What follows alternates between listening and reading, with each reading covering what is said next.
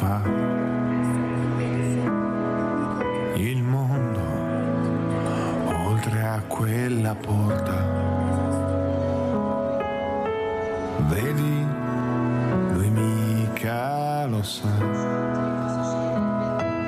e anche a dirglielo non ti ascolta. Gli piace urlare e giudicare, decidere già che cosa sei. Ti chiama goccia e tu sei mare, e gioca a 1 contro 6, ma se solo ti avvicini e se ascolti almeno un po', sentirai che qui c'è un cuore ed è tutto quello che ho. Non è molto, forse niente,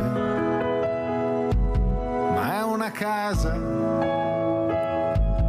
qui per te, perché tutta quella gente, quando è notte, poi dov'è? E allora ascolta questo suono impercettibile, rumore che fa casino più di un tuono. Dormi stanotte sul mio cuore, ma se solo ti avvicini e se ascolti almeno un po', sentirai che qui c'è un cuore ed è tutto quello che ho. Ma se solo ti avvicini e se ascolti almeno un po', sentirai che qui c'è un cuore ed è tutto quello che ho, ed è tutto quello che ho, ed è tutto quello che ho.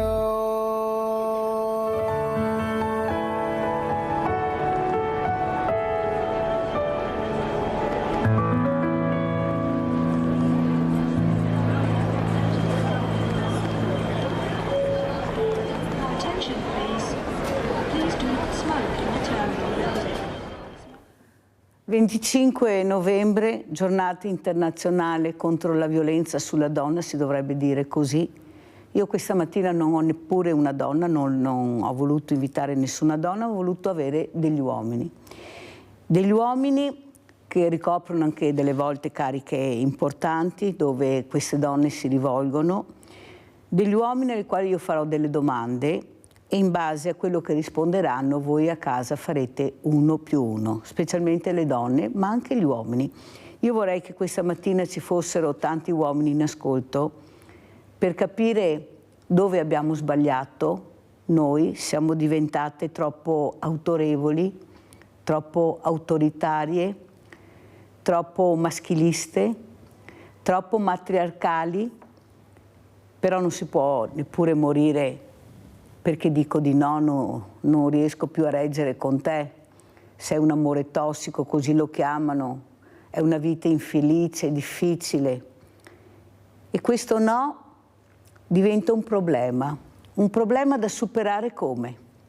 Colpendola, massacrandola, uccidendola. Io mi domando se nel 2024, con tutto quello che hanno fatto le donne per gli uomini, che li hanno fatti nascere, crescere, perché siamo noi, sono le mamme, poi arrivano il papà, ma sono anche le mamme, soprattutto, se meritiamo di avere, dico tutte, perché bene o male siamo coinvolte tutte, io cerco di fare la mia parte, di mettere questa goccia nell'oceano per far capire che qualcuno dovrà pur cambiare. È il cambiamento maschile che noi vogliamo, non è quello femminile. Noi siamo sempre in prima linea. Avete visto anche in questi giorni quante donne avete visto protestare, gridare, urlare, pochissimi uomini. Oggi vedrete tante donne. Io sono convinta che vedremo pochi uomini. E io questa mattina invece parto con gli uomini. E ringrazio e saluto Pablo Perissinotto, attore e cantautore, che ha aperto questa mattina di lunedì 25 novembre con questa canzone molto bella, Dormi sul mio cuore. Pensate che belle queste parole. E saluto anche Fabio Chiesa, sindaco di Conegliano. Grazie sindaco, finalmente abbiamo il sindaco in trasmissione, perché è un sindaco con il quale Mirella ha sempre interloquito, con una certa sensibilità. E io questo lo noto quando li chiamo, quando sento. Delle volte non riescono a venire in trasmissione perché, sapete, sono molto impegnati, voi lo sapete, l'unico riferimento che abbiamo sono i sindaci. Però questa mattina ho chiesto proprio a Fabio Chies di venire per parlare di quello che sta succedendo anche nel suo territorio, nel nostro territorio. E partirei proprio con questa domanda, partirei proprio da lei sindaco, e grazie anche a Pablo Perissinotto per questa canzone. Cosa vuol dire per un uomo una donna col tacco 12, sindaco? Ma guarda, sinceramente, intanto ciao Mirella, scusa come hai detto te se non riesco a venire tanto in trasmissione, ma sai che comunque siamo vicini e ti ringrazio anche per le tematiche che segui costantemente e tutti i giorni, perché avere una giornata contro la violenza sulla donna sicuramente serve, fa in modo che ci sia più sensibilità, ma non servirebbero, bisognerebbe lavorare tutti i giorni perché non ci fossero queste giornate qua. Questo innanzitutto volevo premetterlo. Per quanto riguarda il tacco 12 non lo so, io penso che le donne siano sempre uguali, che abbiano il tacco 12, che abbiano una scarpa da ginnastica. Stiamo diventando una società nella quale si guarda molto l'aspetto esteriore, si tende invece a non dar valore alla persona, e penso che da questo discenda anche tutta la distorsione che cominciamo ad avere e che si vede e che parte dall'idea del possesso, che è un'idea fondamentalmente drammatica, perché chiunque pensi di poter possedere un'altra persona è già malato di suo, e questo dobbiamo dirlo in maniera forte e chiara. E poi ci ritroviamo ad avere tutte queste problematiche sul territorio, tutte queste donne che faticano anche a trovare una via d'uscita, perché in questi anni abbiamo creato stanze nelle stazioni dei carabinieri, nei commissariati di polizia, stanze di accoglienza, però penso che quello sul quale si debba lavorare, si sta lavorando oggi, sia creare una società che possa permettere a loro di vedere una vita differente, perché anche andare a denunciare tante volte per una donna è difficile. È difficile perché vuol dire allontanarsi dal nucleo familiare, vuol dire comunque, è vero che lei viene protetta, ma è vero che esce da tutta la rete di relazioni che aveva prima, e noi dovremmo invece andare a prendere l'uomo e portarlo via. Penso che questa sia la situazione sulla quale dobbiamo lavorare molto, perché non possiamo pensare che queste donne poi abbiano questi percorsi così difficili, è vero tutelati, ma che le portano ad essere completamente sviscerate e snaturate da quella che è la loro vita normale. Per cui ci vuole tanta attenzione, ma ci vuole anche una società che sia in grado di accogliere queste persone e di punire quelli che gli stanno accanto, perché non possiamo giustificare persone che alzano le mani perché fanno violenza fisica, ma anche, e è grave altrettanto, fanno violenza psicologica, perché all'interno dei nuclei familiari molto spesso le donne magari non subiscono violenza fisica, ma subiscono violenza economica, violenza psicologica, e ripeto, Mirella, questo è altrettanto drammatico che non la violenza fisica. Però Fabio Chies, lei fa parte anche di un partito importante, che è un partito al governo, Forza Italia, ma soprattutto quello che non riesco a capire, perché anche lei ha detto una cosa importante: ma perché viene portata via la donna? Ma perché non portiamo via l'uomo? Ma perché si deve investire su queste strutture dove la donna deve andare e invece non portiamo via l'uomo? Perché io sento tante parole, sindaco, che ho ragione, perché è anni che io dico questa cosa, che non va portata via la donna, perché creiamo trauma su trauma. Pensate, deve scappare senza niente, neanche un paio di mutande, com'è? Via, anche se deve andare a lavorare il giorno dopo, i figli lo stesso. Io non riesco a capire perché non si faccia questo. Tante parole, ma noi abbiamo bisogno di agire, che l'uomo agisca e ci protegga. Cosa ne pensi, Pablo Perissinotto, di questo tacco 12 che ce lo portiamo come un marchio? Vestita così non esci, sei mia, tu non esci vestita così. È vestita così perché? Cosa vuol dire? A proposito di tacco 12 o del modo di vestire, lavorando, è stato tempo fa, mi sono in qualche modo interfacciato con un'associazione che lavorava proprio sul settore della violenza di genere e mi raccontavano che quando c'è una denuncia da parte di una donna che ha subito violenza non domestica, ha subito abusi per strada, cosa che purtroppo succede, una delle prime domande che gli fanno è: ma lei come era vestita? Come se questo potesse essere una qualcosa che in qualche modo giustifica l'atto di violenza. Oppure se lei ha bevuto, cioè come il fatto che se una donna, per me se una donna è ubriaca è un aggravante il fatto di usare violenza, non è una scusa. E quindi c'è questa mentalità che probabilmente deriva da un retaggio maschilista, immagino io, perché non ha altre spiegazioni. Però si fa fatica a giustificare, a volte sull'abbigliamento si trova una sorta di giustificazione che è qualcosa secondo me di assurdo, ecco.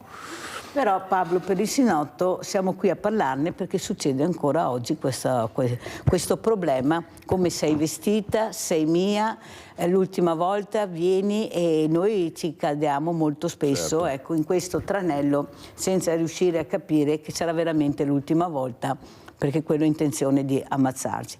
Però quello che non riesco a capire è questo tacco 12. Forse secondo voi siamo partite sbagliate nel momento che siamo partite come scarpa col tacco 12 e non con la scarpa da ginnastica? Perché noi mettiamo la scarpa da ginnastica, il tacco 12 lo mettiamo per sembrare più belle ai vostri occhi, cioè a noi piace che ci guardiate nella maniera dolce, nella maniera anche elegante. Questo tacco 12 che slancia la donna, che la fa sentire più importante, invece viene visto molto male da certi uomini. Questo tacco 12 secondo me è un problema grande che abbiamo. Io penso che più alle panchine, voi sapete che io sono contraria alle panchine perché non risolviamo niente se non c'è il dopo panchina. Ormai li abbiamo di tutti i colori e non facciamo anche confusione a volte, che non riusciamo a capire qual è il colore che ci appartiene, perché non c'è il dopo panchina per proteggere la donna. Sbaglio? O anche tu, Pablo, sei in sintonia con quello che dico oppure non sei in sintonia? No, sono assolutamente in sintonia, come per certi aspetti. Io porto un mio esempio. Per anni ho portato uno spettacolo proprio sul tema della violenza di genere che si chiamava Si può dire di no e mi faceva una cosa che non capivo, perché mi chiamavano tutti il giorno del 25 novembre, della giornata mondiale contro la violenza, o al limite l'8 marzo, che era la giornata della donna. Come se si dovesse concentrare tutta l'attenzione in quel giorno, no? Come giornata per pulirsi la coscienza, e poi in realtà è una cosa che, appunto, essendo nel nostro paese una piaga sociale purtroppo drammatica, dovrebbe essere una cosa che dovrebbe consumarsi la discussione sul tema della violenza di genere tutti i giorni e in tantissimi contenitori sociali, tipo ad esempio le scuole. Io la farei diventare una materia, perché è arrivato il momento, secondo me, proprio di cambiare rotta a livello culturale, altrimenti non verrà mai superato questo problema. Lo ha detto anche il papà di Giulia Cecchettin, che noi dobbiamo cominciare a parlare all'interno delle famiglie, che sia un oggetto di discussione quotidiano, e sono assolutamente d'accordo. Sentiamo cosa ne pensa il sindaco Fabio Chies, che lui veramente nello studio, in questo ufficio importante che è l'ufficio del sindaco, sente queste parole, queste denunce, si confronta con le famiglie, con i carabinieri, con queste donne tramite i servizi sociali. Però io dico sempre, sindaco Chieschi, io non devo essere fortunata ad avere quel sindaco, a essere in quel paese, in quella città. Io devo avere quello che mi aspetta di diritto, di essere protetta, di essere tutelata nel momento che mi sento con le spalle al muro e ho paura. Come mai ancora non si riesce a proteggere la donna nel 2024, ma addirittura si allontana? Ecco, se la fa sentire ancora più in colpa questa donna che, come ripeto, subisce ancora altri traumi, per non parlare dei figli di ragazzini, nessuno ne parla, di ragazzi rimasti orfani, questi figli di femminicidi. Prego, sindaco.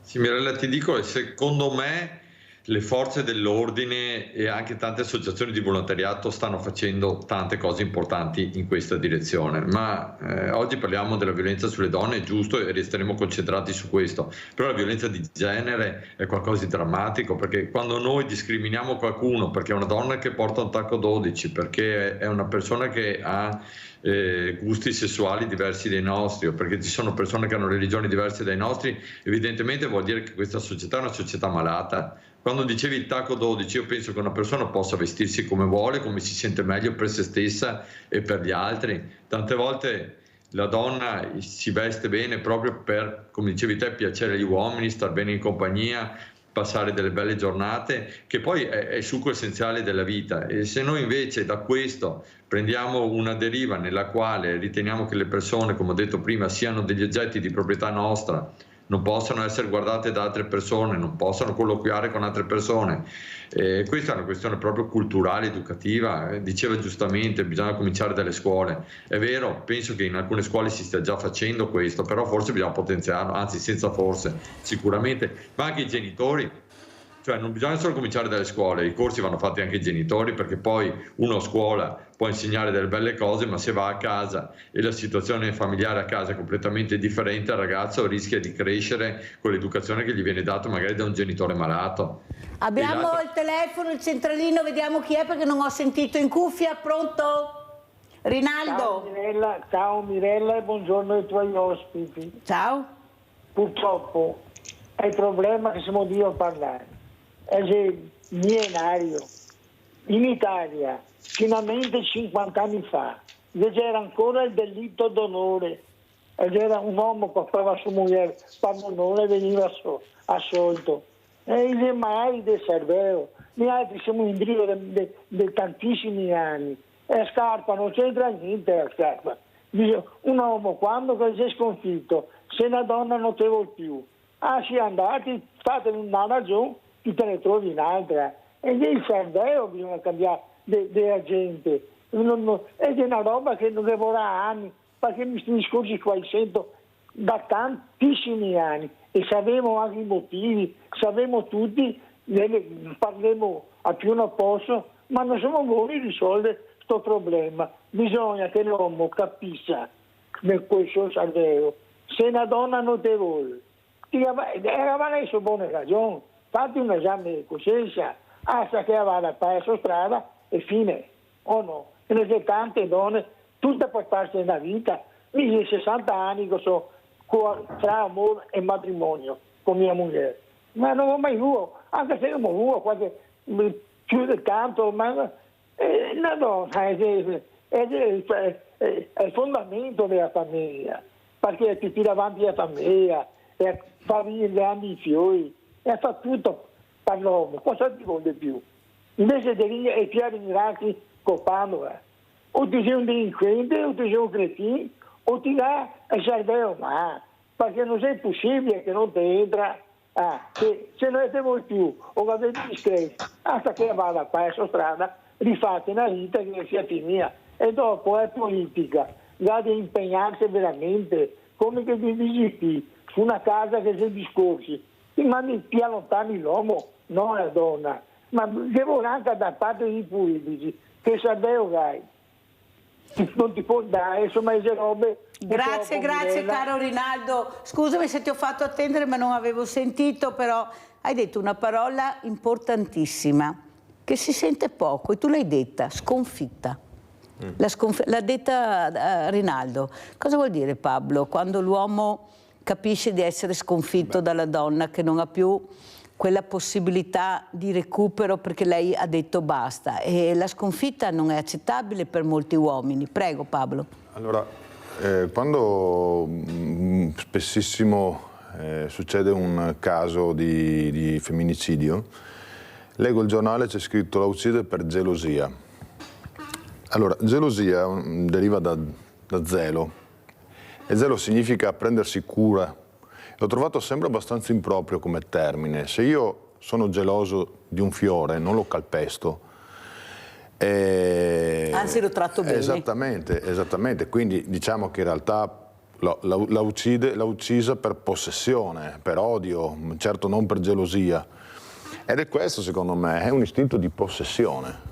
Cioè noi non accettiamo il fatto che quella persona non sia più di nostra proprietà. Perché hai usato noi? Perché trovi che ci siano molti uomini che fanno questo? Perché comunque credo che anch'io che mi batto pur consapevole, credo che ogni tanto, faccio un altro esempio, quando io faccio le pulizie di casa, quando mia moglie torna a casa mi aspetto sempre che mi dica grazie, ma perché deve dirmi grazie?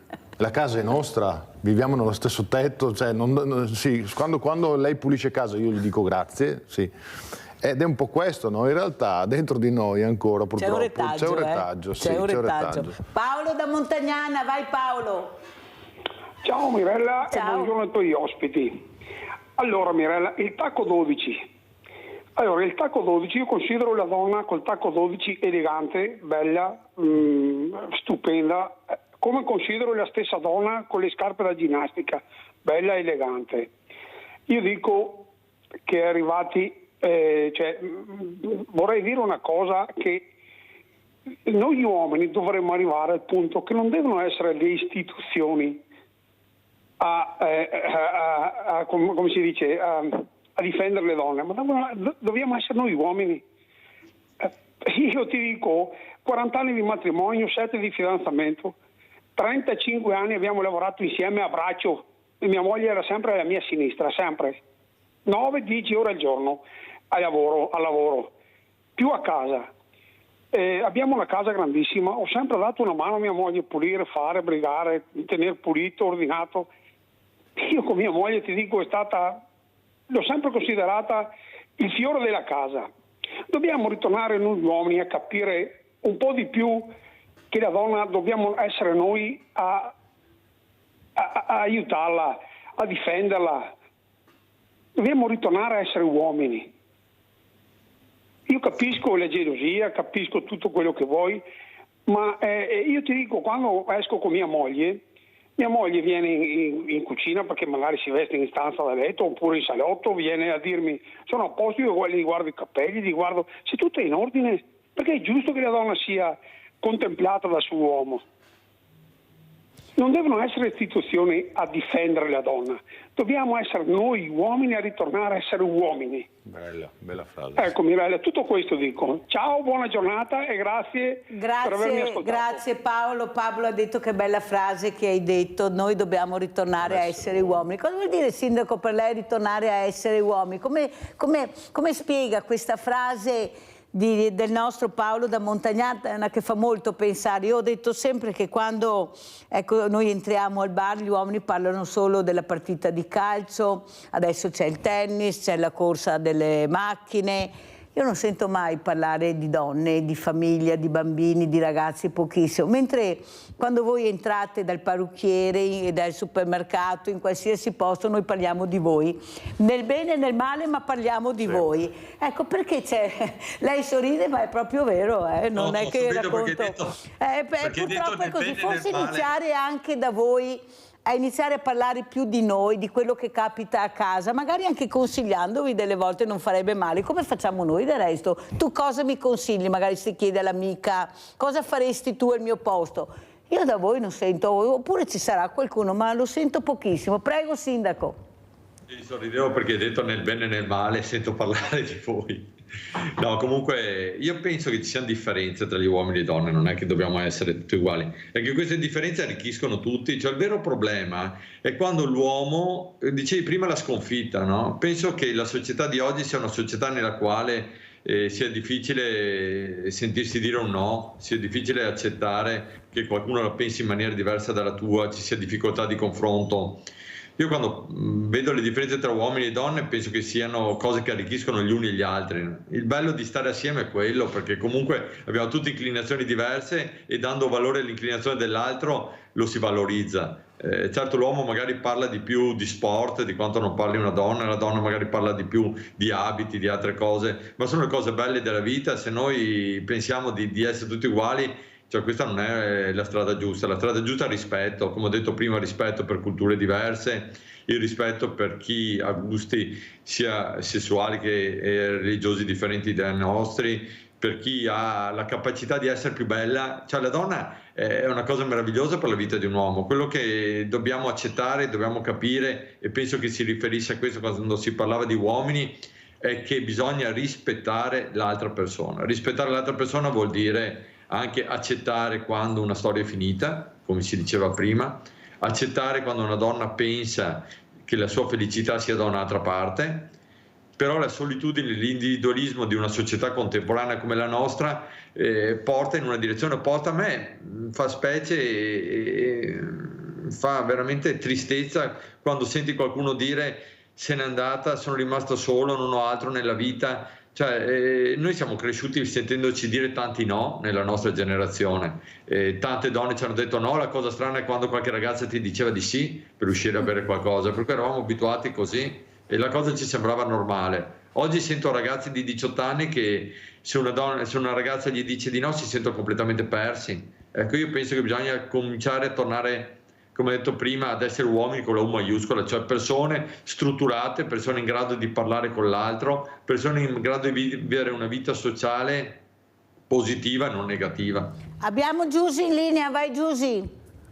Ciao Mirella, buongiorno ai tuoi ospiti. Allora Mirella, io dico una cosa, che intanto quelle trasmissioni che fanno vedere del Grande Fratello, guarda, milioni di persone che li guardano in tutta Italia, e devono farsi vedere che vanno a letto con Piero, con Toni e con Menego perché parlo dialetto. Dopo si lamentano perché magari loro sono gelosi, ma siamo, io no, ma sono loro che devono comportarsi da cristiane, perché non si può prima a far tutti i salemalecchi con questo uomo e tutto quanto e dopo pretendi di lasciarlo.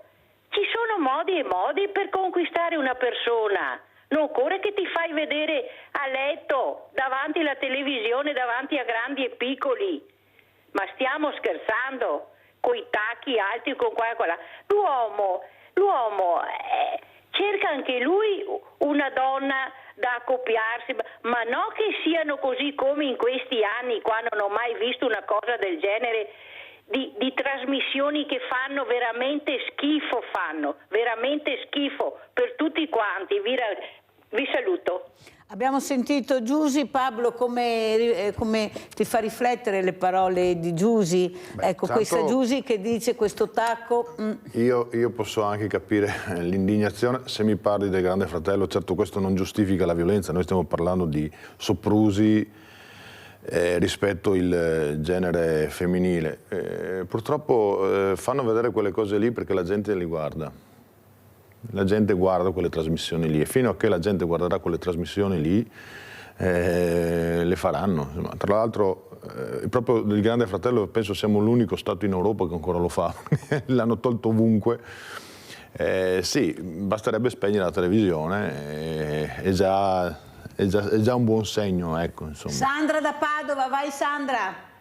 Ciao Mirella, ciao. Buongiorno agli ospiti. Io volevo solo dire una cosa, sti fiction che ci sono, Grande Fratello, io non li ho mai guardati. Forse anni fa all'inizio, perché era una cosa un po' particolare, faceva anche da ridere, però non c'erano tutte queste brutture. Io guarda, non li guardo, dunque il problema per me non esiste.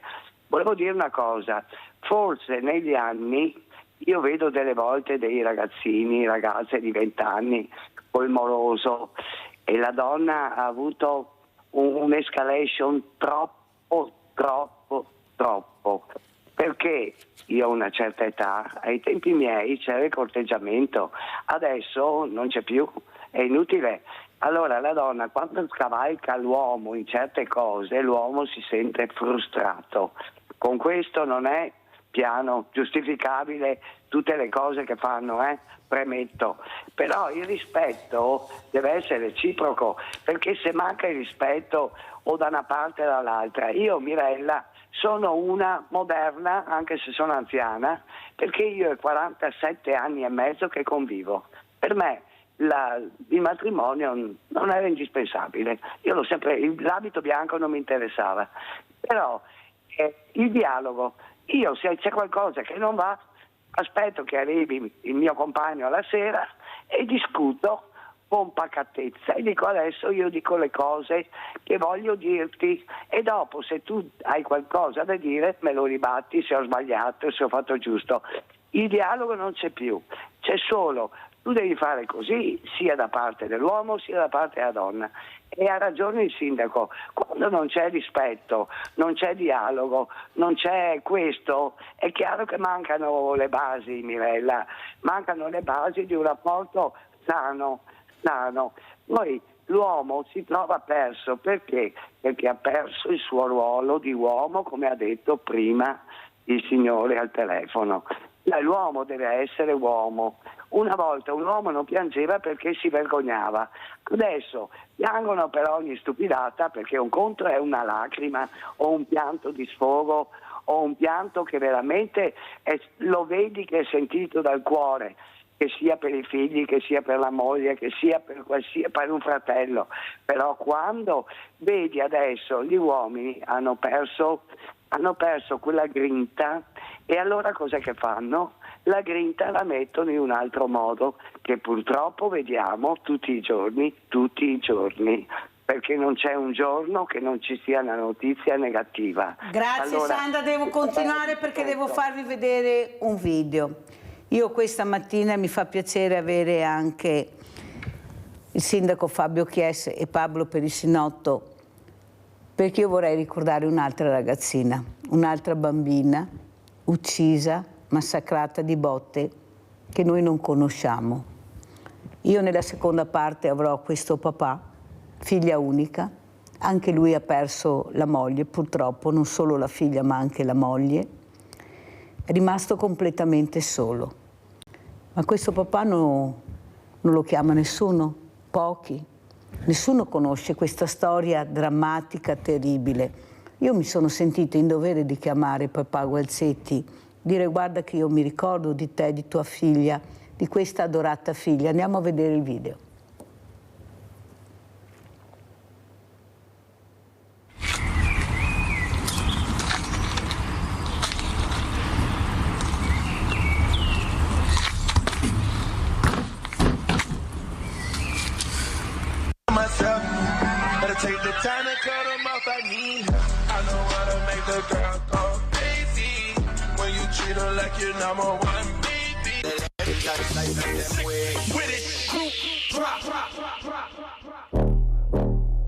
Coño, se te tiene coño. Adventure time, chiama i tuoi amici, andremo verso terre lontane con Jake il cane. Possiamo cominciare! Bella giornata oggi!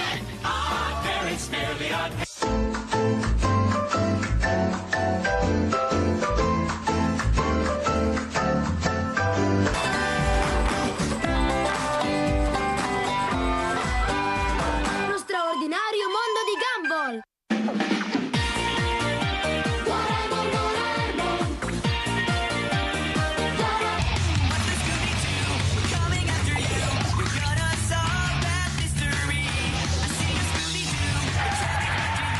Poco più di 3 mesi di pura vacanza e poi ricomincia la scuola. Sembrerà. Se tu lo vuoi, tu lo sarai. Una di noi. Wings, la tua mano. Allora io Oggi con voi voglio ricordare Chiara, poi sentiremo nella seconda parte anche questo papà che mi ha detto, e lo dico al sindaco Fabio Chiesa, non c'è giustizia Mirella, non arriva la giustizia, ma dov'è la politica? Perché non mi sento protetto? Perché mia figlia non è protetta? Eppure questo ragazzo l'ha addirittura dopo morto sfigurata, puttana, finalmente ti ho ucciso, non ci sei più. Questo papà solo, la giustizia non arriva secondo lui, poi sentiremo il perché. Cosa non ha fatto questo papà per cercare di far capire che non si può morire a 14 anni, 15 anni in quella maniera, è inimmaginabile questo faccia d'angelo, questo ragazzino, perché erano coetanei, che massacra questo gioiello prezioso che ha, che è sua figlia. Eppure di questo papà non se ne sente parlare, come altri papà.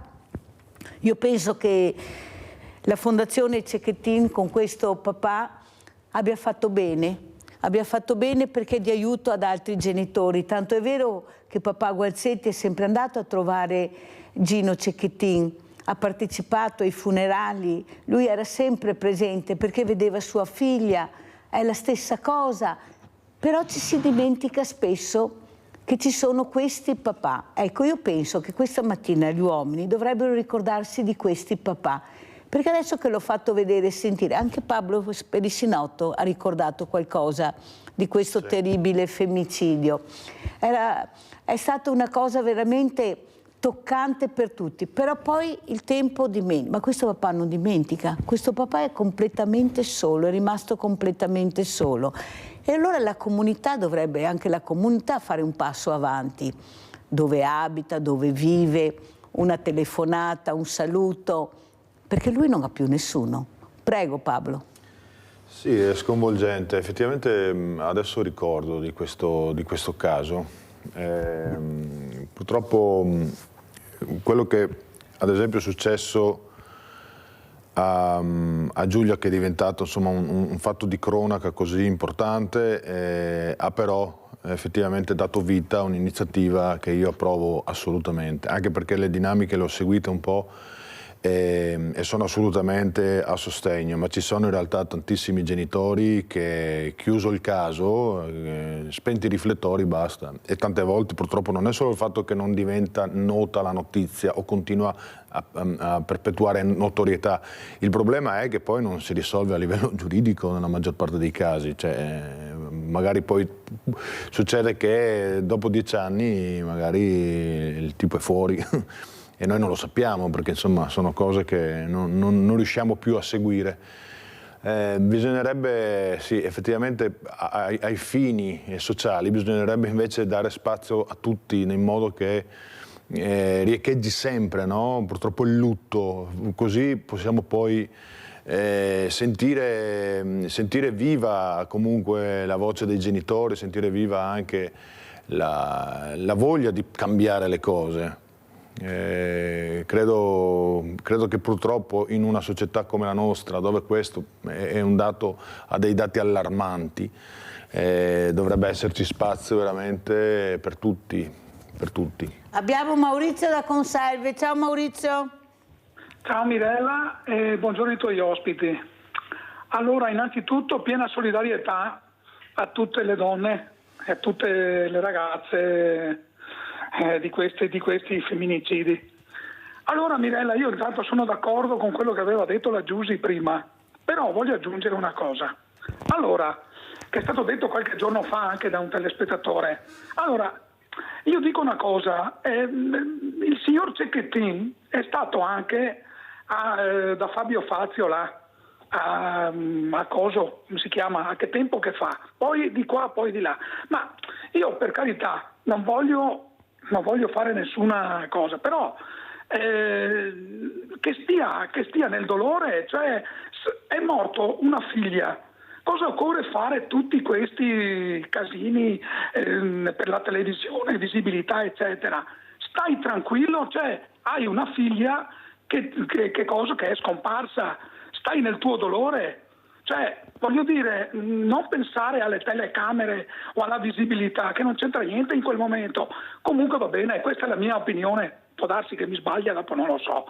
Va bene, vi saluto, vi auguro una buona giornata, ciao Mirella e buongiorno a tutti quanti. Allora, grazie. abbiamo sentito anche Maurizio da Conselve, non è la prima telefonata che dicevo, che Gino Cecchettin per qualcuno è troppo visibile, si dà troppo da fare, anche la scorsa settimana è successo questo. Sindaco, come commenta?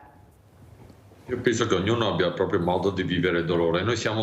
I veneti solitamente sono delle persone molto schive che tendono a vivere il dolore dentro se stessi, però ci sono dolori e dolori, questo deve diventare, anche se può diventare un simbolo, se può salvare anche solo una donna, se può essere di sensibilizzazione anche solo per un uomo che capisca cos'è il dolore di un padre, penso che allora ne sarà valsa la pena. Alla fine noi ormai guardiamo siamo bombardati di informazioni, per cui vedere un femminicidio in più sembra un numero, non ci fa capire che dietro a quel femminicidio c'è una donna che è morta, c'è una famiglia distrutta, c'è anche la famiglia dell'altro ragazzo distrutta, perché al tempo stesso dimentichiamo che c'è il dolore di chi perde la figlia, ma c'è anche il dolore di chi vede il proprio figlio che pensava essere un figlio modello magari e si ritrova con un figlio che è diventato un assassino e vede la propria famiglia distrutta e senza neanche la solidarietà, perché a chi è morta la figlia sicuramente si sta vicino, a chi ha il figlio che ha ucciso qualcuno magari ci si dimentica di pensare che c'è un genitore distrutto, una mamma distrutta, una nonna, un nonno distrutti, cioè queste cose qua veramente colpiscono tantissime persone, distruggono nuclei familiari interi. Questo è un po' il problema, la somma delle informazioni che le fa vivere così velocemente e dopo pochi giorni ci dimentichiamo perché siamo già bombardati da altre notizie e come dicevi te magari queste persone poi rimangono completamente sole. Abbiamo Livio da Padova, poi andiamo in pubblicità. Vai Livio. Mirella, ciao, un saluto al sindaco e anche al cantautore che non mi ricordo il nome Pablo adesso. Perissinotto. Ecco, sì, Perissinotto. Dunque, io però mi chiedo una cosa. Quando queste donne conoscono questi uomini che poi diventano violenti, eccetera, ma possibile che questi uomini non diano dei segni già chiari che della loro natura, che sono delle persone violente, eccetera? E queste donne che poi subiscono violenze da questi uomini, come si dice, cosa si illudono? Che l'uomo possa cambiare, che questo uomo possa cambiare, e sono degli ingenui, insomma. Un uomo non può cambiare, quando è violento, quando ha una natura violenta, non potrà più cambiare e perciò dopo si trovano in queste situazioni. Questo è la tragedia. Ti ringrazio. Grazie Livio. Allora, prima di commentare la telefonata di Livio andiamo in pubblicità.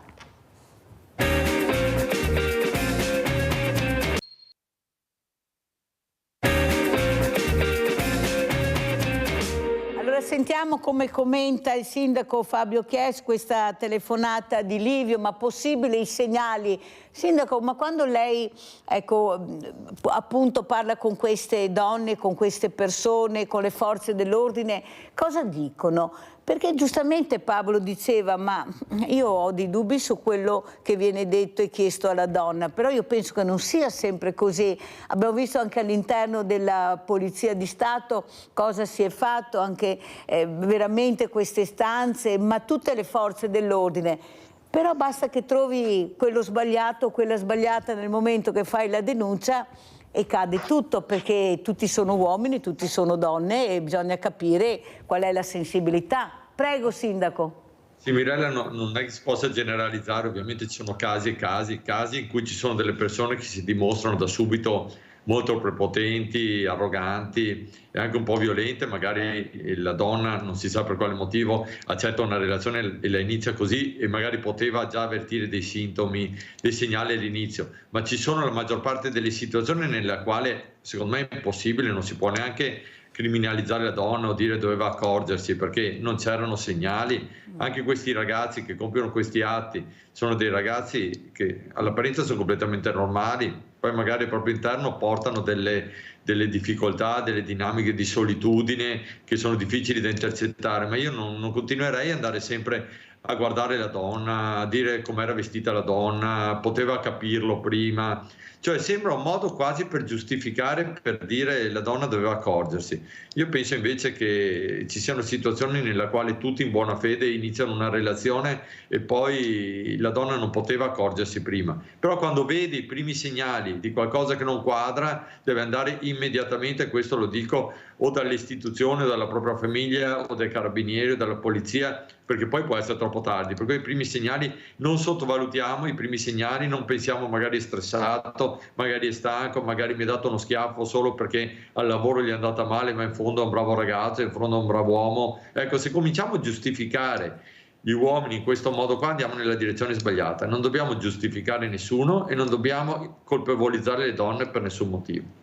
Mirella, io tra l'altro, sai, purtroppo devo lasciarti. Sì, perché... adesso la lascio, Sindaco, e la ringrazio, ecco, per aver anche partecipato e per aver detto anche lei cosa ne pensa di questa giornata, che non dovrebbe essere solo questa giornata. Beh, infatti io ne ho parlato anche tempo fa, ho fatto venire questa mattina Pablo Perissinotto, perché non è facile neppure trovare delle persone che abbiano una certa sensibilità dalla parte dei maschi, parlo, ecco, per trattare questo argomento e non parlare per slogan, perché per slogan è facile. Perciò ringraziamo il sindaco veramente Fabio Chies, sindaco di Conegliano, di essere stato con noi. Grazie sindaco. Si ricordi di accarezzare la moglie quando va a casa, tutti quanti, lo dico a tutti, oggi, almeno oggi, ricordatevi che esistiamo, ecco, tanti lo fanno, devo dire la verità, però se riesco a mandare il messaggio a quelli che magari non si ricordano che oggi è una giornata importante per questa figura femminile, cercate di farlo anche per queste ragazze, come abbiamo visto, che non ci sono più. Perciò grazie. È stato un piacere anche conoscere Pablo, grazie, buona giornata a tutti e grazie anche per il tuo lavoro. Grazie. Per me, ricambio, grazie mille. Allora io direi adesso di andare a sentire questa canzone, questo video di Pablo Perissinotto. Si può dire di no si può veramente dire. Andiamo a sentire e a vedere il video.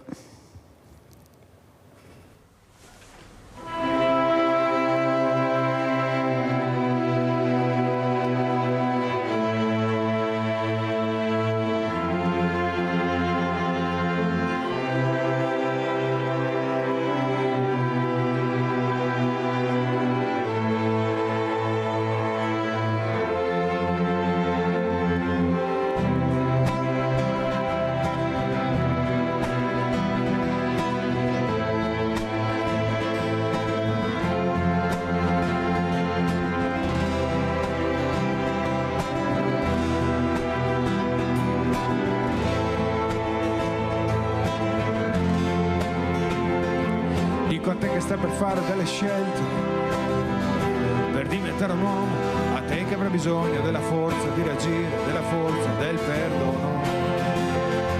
Potrai scegliere di essere un ribelle, di mostrare i pugni per farti rispettare, di farti odiare, pur di non subire, ma non scegliere di essere un vigliacco e di valere meno di niente. Chi picchiano d'oro solamente un perdente. Dire di no, si può dire di no, si può dire di no, si deve, si può dire di no, si può dire di no, si può dire di no, si deve, si può.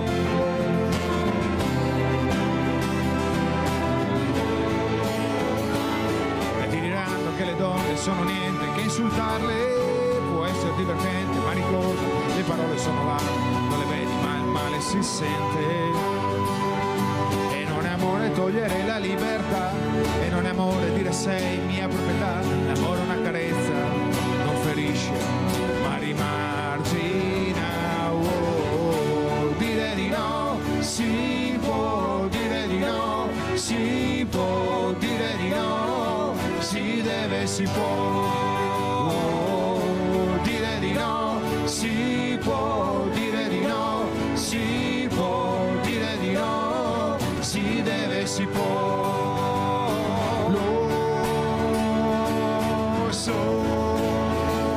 Lo so, è facile parlare ma non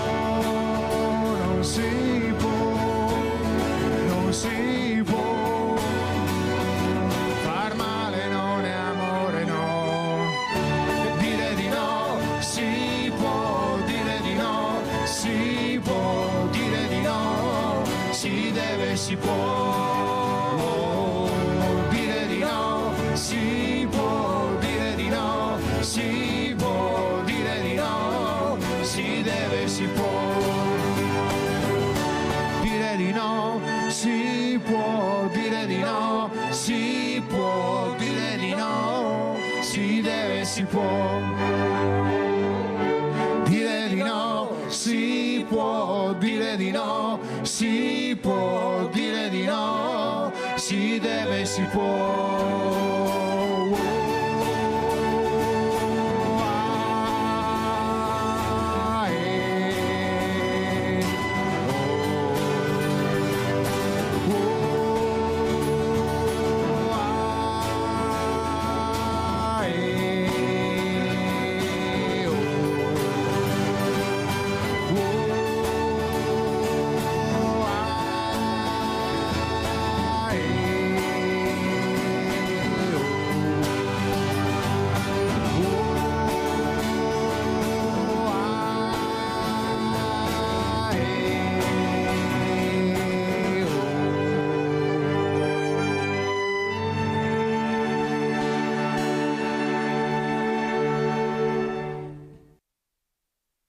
Perissinotto per questa canzone, per queste parole, per questa musica.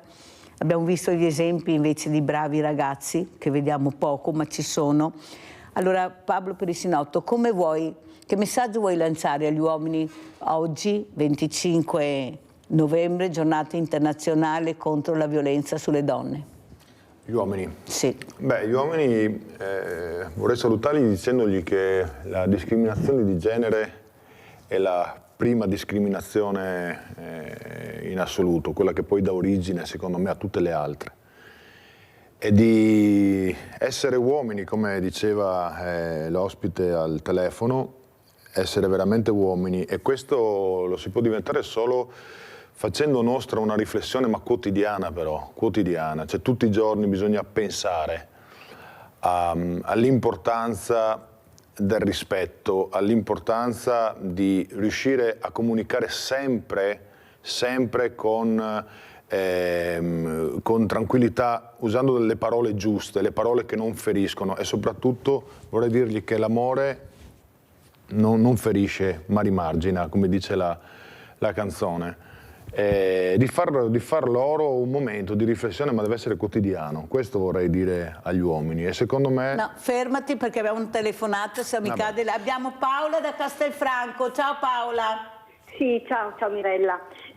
Soltanto una breve cosa, tutta la mia solidarietà a Cecchettin, perché queste persone che continuano a parlare, a dargli appunto della persona che sta scusate, in televisione, non sanno quanta fatica fanno queste persone. È il doppio della fatica, non è visibilità sì, però per la questione. Quindi anche basta, ecco, volevo solo dire questo, la mia solidarietà a lui, e capisco la fatica che questa persona faccia, anche il doppio, e appunto con tutto il carico anche appunto delle critiche che ha. Ecco. Ti saluto. Grazie cara Paola, spero che tu sentirai anche subito dopo la pubblicità questo papà, questo Vincenzo Gualzetti, che ha perso anche lui questa figlia unica, pensate, adorata figlia, lui non ha più niente, almeno Cecchettin ha altri 2 ragazzi da crescere, da capire, da fare dei percorsi assieme, lui invece non ha più nessuno, perciò io spero che questa mattina siamo tutti vicini a Vincenzo in questa battaglia che sta cercando di portare avanti per non dimenticare e per avere giustizia. Sentiamo il saluto alle donne di Pablo Perissinotto. Ecco, il saluto che vorrei, un appello che vorrei rivolgere alle donne è quello di fronte agli abusi, ma di fronte alla violenza in genere, anche verbale, di fronte al sopruso, di fronte ad atteggiamenti misogini o maschilisti, di non sentirsi in colpa. Non sono loro che sbagliano, cioè la riflessione non deve partire da loro. Purtroppo tante donne con cui parlo, di fronte anche a un uso estremamente scorretto del linguaggio maschile, si sentono in colpa, pensano che in fondo hanno delle colpe anche loro. E questo secondo me è un atteggiamento che può essere solo servire da detonatore per altra violenza. Quindi questo mi sento di dire alle donne, con la speranza insomma, che da qui a non molto le cose cambino per una società estremamente migliore di quella che abbiamo. Io ti chiedo una cosa, Pablo Perissinotto, visto la tua sensibilità, se riuscirai a ricordare anche la nostra Chiara, una canzone che poi daremo a papà Gualzetti per farlo sentire meno solo. Accolgo per questa dirgli richiesta. Che qualcuno si ricorda. Ecco, siamo noi che ci ricorderemo sempre di Chiara, perciò ti prego, se riuscirai a scrivere, vista la tua sensibilità per Chiara, ti ringrazio tantissimo e pubblicità. E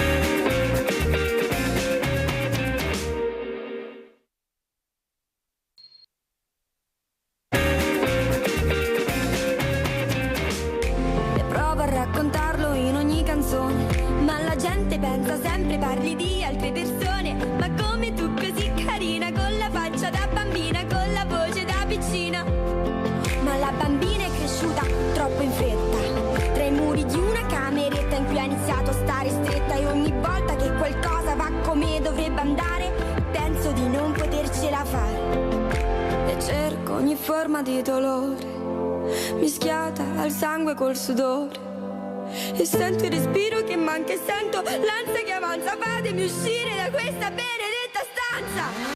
Test della quarantena. Questo test ti aiuterà a capire se sei un quarantenato modello. Non si dice quarantenato, vero? Chi se ne frega? Metti le mani così. Abbassa un dito se negli ultimi giorni l'unico contatto con delle persone che hai avuto è stato col tuo riflesso nello specchio. Abbassa un dito se mentre stai usando questo suono sei chiuso in casa. Abbassa un dito se hai finito Netflix, come se fosse un gioco, hai finito tutto. Abbassa un dito se ti stanno iniziando a scarseggiare le idee di cose da fare a casa. Abbassa un dito se hai una voglia improvvisa di cucinare cose e fare lo chef improvvisato. Abbassa un dito se nonostante la voglia di tornare alle tue vecchie abitudini rispetterai ciò che ci è stato detto e rimarrai a casa facendo il bravo cittadino italiano.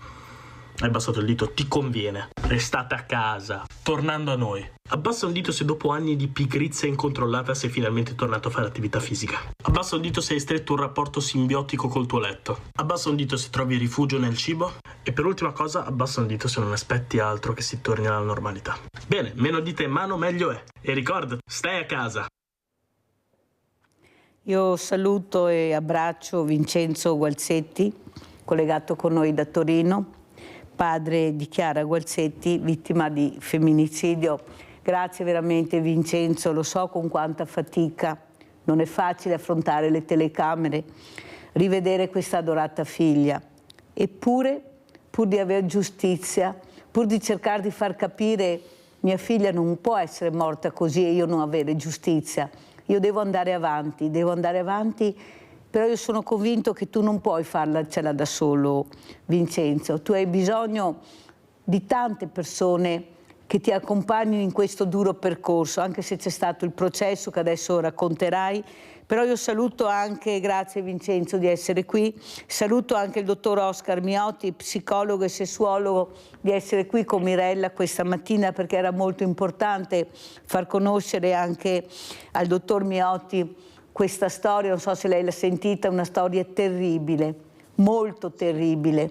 Poi ce la racconterà se avrà ancora voglia di raccontarla dopo quello che ha passato e quello che ha vissuto questo padre, questo uomo, che oltretutto ha perso anche lui la moglie, pensate, e Chiara era figlia unica. Saluto anche Claudio Maniero, coordinatore progetto Cultura del Cavallo. Poi vi spiegherò perché ho invitato Claudio Maniero. Allora, Vincenzo, cosa vuoi dire? Questa giornata, che dovrebbero essere molte giornate, come ha detto anche il sindaco di Conegliano Chies, per ricordare queste ragazze che non avevano fatto niente, queste figure femminili, queste bambine che stavano aprendo gli occhi, stavano sbocciando, e qualcuno ha infierito in una maniera crudele e pazzesca contro questo fiore che sbocciava. Prego papà Gualzetti, prego Vincenzo. Innanzitutto buongiorno Mirella, grazie per avermi invitato. Io dico sempre che purtroppo dentro di me, parlo per me ma parlo per tanti altri, credo, io vivo con un mostro dentro che cerco di tenere addormentato. Purtroppo quando si ritorna a parlare poi di questi argomenti, diciamo che questo mostro riprende vita. Il problema poi resta a ricantargli la ninna nanna per rimetterlo a dormire. Allora, il caso di mia figlia è un caso molto particolare perché comunque dopo 2 anni di processi non è uscito neanche il perché lei sia morta, non c'è una ragione. E io ricordo semplicemente che l'unica ragione di questo omicidio me la sono fatta io sentendo la confessione di Andrea Iavarone, quando diceva: non ricordo quanto sia durata, ricordo però che non voleva morire, non pensavo che il corpo umano fosse così resistente. Io da questa frase ho semplicemente dedotto che lui volesse sperimentare cosa significava ammazzare una persona. Però a oggi io continuo a dire che il mio dolore non so se è più forte perché non ho più una figlia o perché non ho un perché non c'è più una figlia. In merito alla giornata di oggi, io vorrei, come ho fatto pochi giorni fa, e per i discorsi che si facevano prima in studio, semplicemente lanciare un monito a tutti i ragazzi, ma soprattutto alle ragazze che vivono rapporti dove c'è presente la gelosia, dove c'è presente l'impossibilità di muoversi, dove c'è presente la limitazione della propria libertà, di stare attente perché questi sono tutti sintomi di un rapporto malato e sono tutti sintomi che vanno comunque ben considerati e valutati. La morte di Chiara è stata anche una morte molto, molto violenta. Ricordo che è stata prima pugnalata 5 volte, poi presa a calci in faccia finché lui addirittura non si è rotto un piede. Dopodiché lui si è fatto anche i selfie con il corpo di mia figlia. Questo tutto materiale che poi è stato cancellato ma è stato recuperato poi da periti informatici. E sembra che addirittura mia figlia sia stata poi ritrovata in una posizione diversa dai selfie, quindi si presuppone che dopo tutto quello che era passato lei fosse ancora viva. Comunque la domanda che io mi sono sempre posta è che cosa effettivamente lei abbia passato lì su quella collina, e spesso mi domando se mai mi avesse chiamato anche per avere un aiuto. Dopo la morte di Chiara ci sono stati 2 anni di diciamo l'anno dopo la morte di Chiara, a marzo, mia moglie si è scoperta ammalata e abbiamo fatto 1 anno di terapie, di visite, purtroppo anche lei poi il 2 luglio del 23 mi ha lasciato.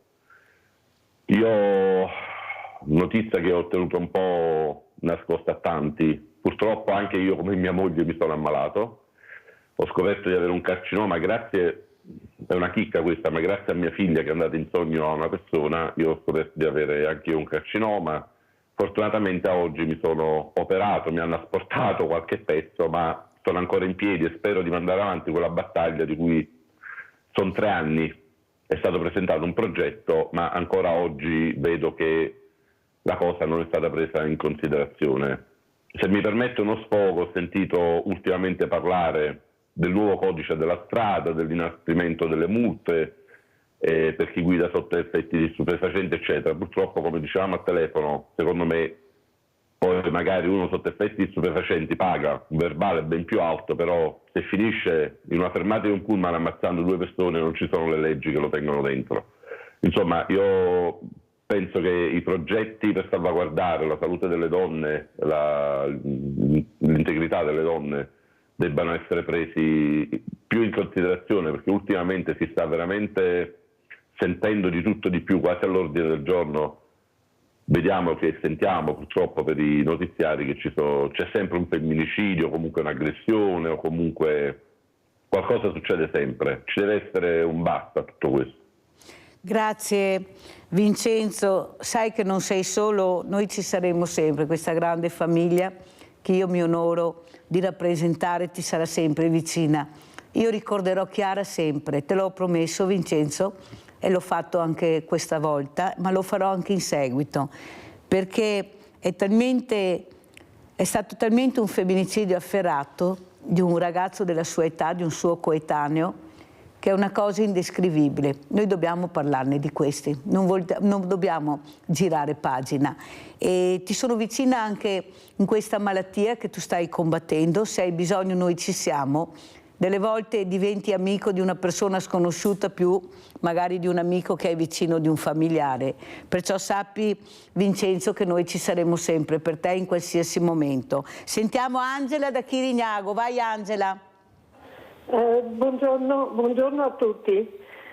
Allora, probabilmente questo non è un argomento da confrontare con quello che abbiamo sentito, però mi sento stata violentata da una persona che mi ha fatto firmare una carta senza vedere la facciata davanti, mi ha fatto firmare il dietro in cui dicevo che io davo in forma gratuita un terreno e adesso siccome le ho dato i dati perché lei doveva darmi il pagamento attraverso la banca, assieme a quel documento ne ha messo un altro e mi ha fatto fare una firma falsa. Grazie Angela, abbiamo capito, è sempre violenza, questa donna che si sente violentata, sono varie forme di violenza e questa è un'altra forma di violenza molto forte che Angela, avete sentito questa voce che ancora si commuove, è arrabbiata e indignata, però la giustizia dov'è? Sentiamo come commenta, e ringrazio veramente il dottor Oscar Miotti, psicologo e sessuologo, di essere qui con noi, questa tragedia che stiamo vivendo questa mattina con questo padre che ancora una volta deve affrontare le telecamere per far capire che lui c'è ancora e che sta facendo una battaglia molto importante. Prego, dottor Miotti. Beh, innanzitutto buongiorno ai telespettatori, buongiorno a te Mirella e soprattutto buongiorno a Vincenzo. Devo dirti Vincenzo che ti do del tu perché anch'io sono padre e mi è commosso, ti dico sono commosso, la tua storia mi ha... Da psicologo io sento tante storie, però devo dirti che mi ha commosso vedere Chiara e credo che non ha senso quello che è capitato, nel senso che ho letto stamattina, ti ho visto molto presto su Rai 1 se non sbaglio e ho cominciato a interessarmi alla tua storia, ho visto che Andrea dice io sono preso da un demone, no? Allora io non voglio scomodare i demoni, sicuramente il male esiste, mi hanno intervistato una volta sulle possessioni, ecco io credo che non sia questa la faccenda, nel senso che non dobbiamo andare in cerca di cause esterne a noi. La causa è dentro di noi, è dentro prima di tutto dentro di noi.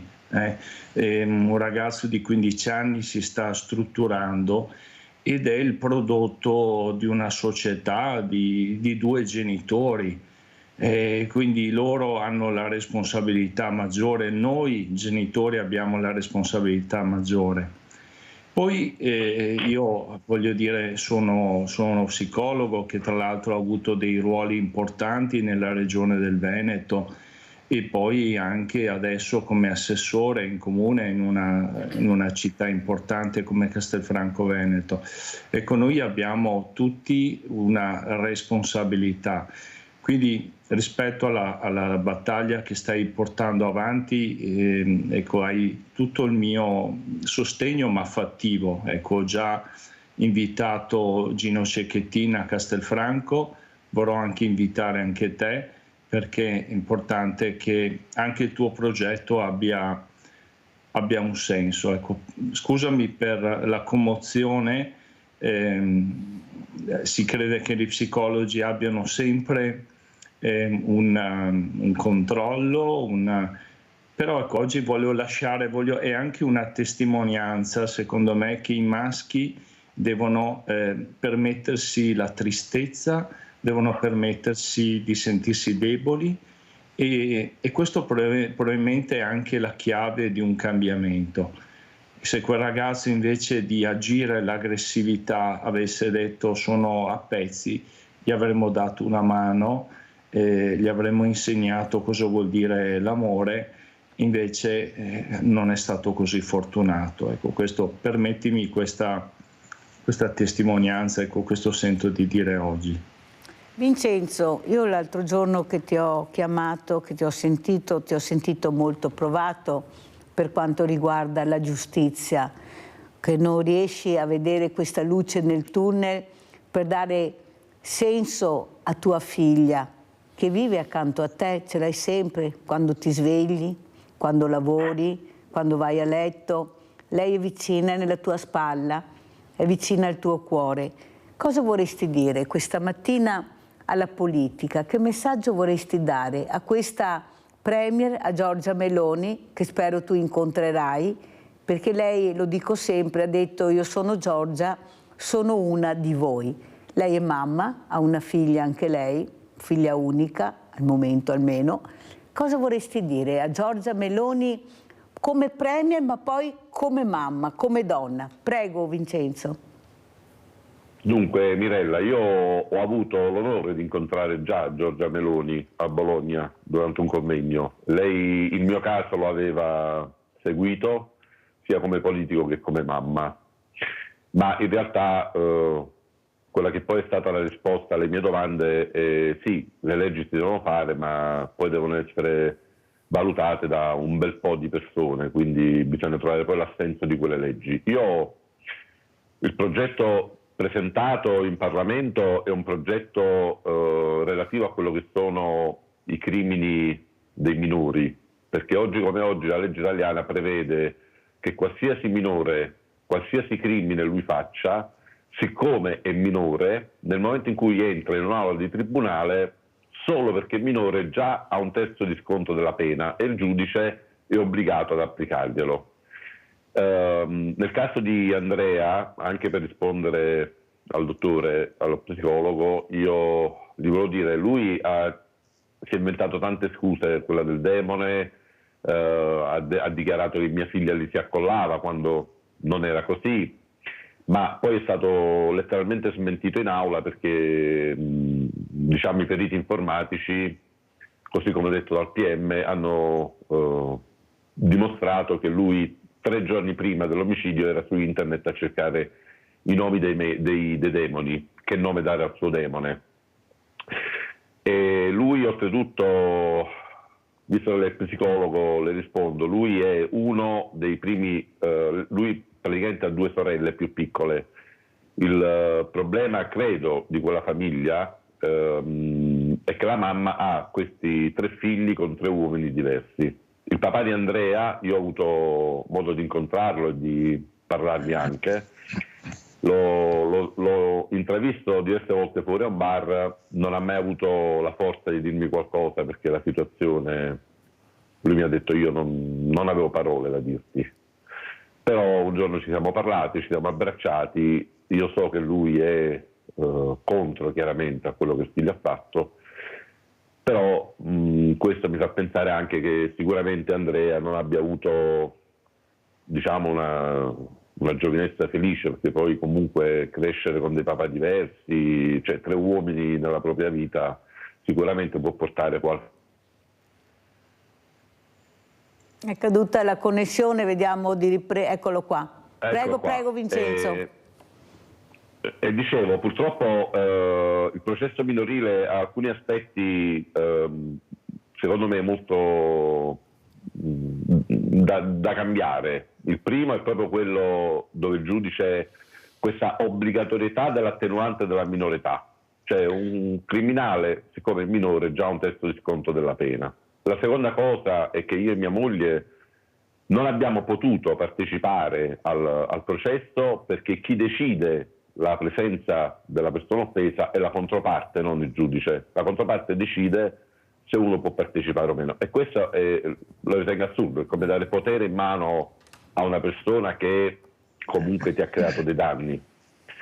In più, io lo dico qua, ma l'ho anche detto, ho fatto anche un esposto all'ordine degli avvocati, io credo che ci voglia veramente molta moralità anche da parte degli avvocati. Io ricordo che l'avvocato che difendeva Andrea Iavarone è arrivato a chiedere uno sconto di pena per il suo assistito estraendo una frase che mia figlia aveva scritto in una chat, come fanno tanti adolescenti. La frase era vorrei morire per vedere a chi manco, quelle frasi che si dicono per attirare attenzione, per cercare di capire per chi sentirsi importanti.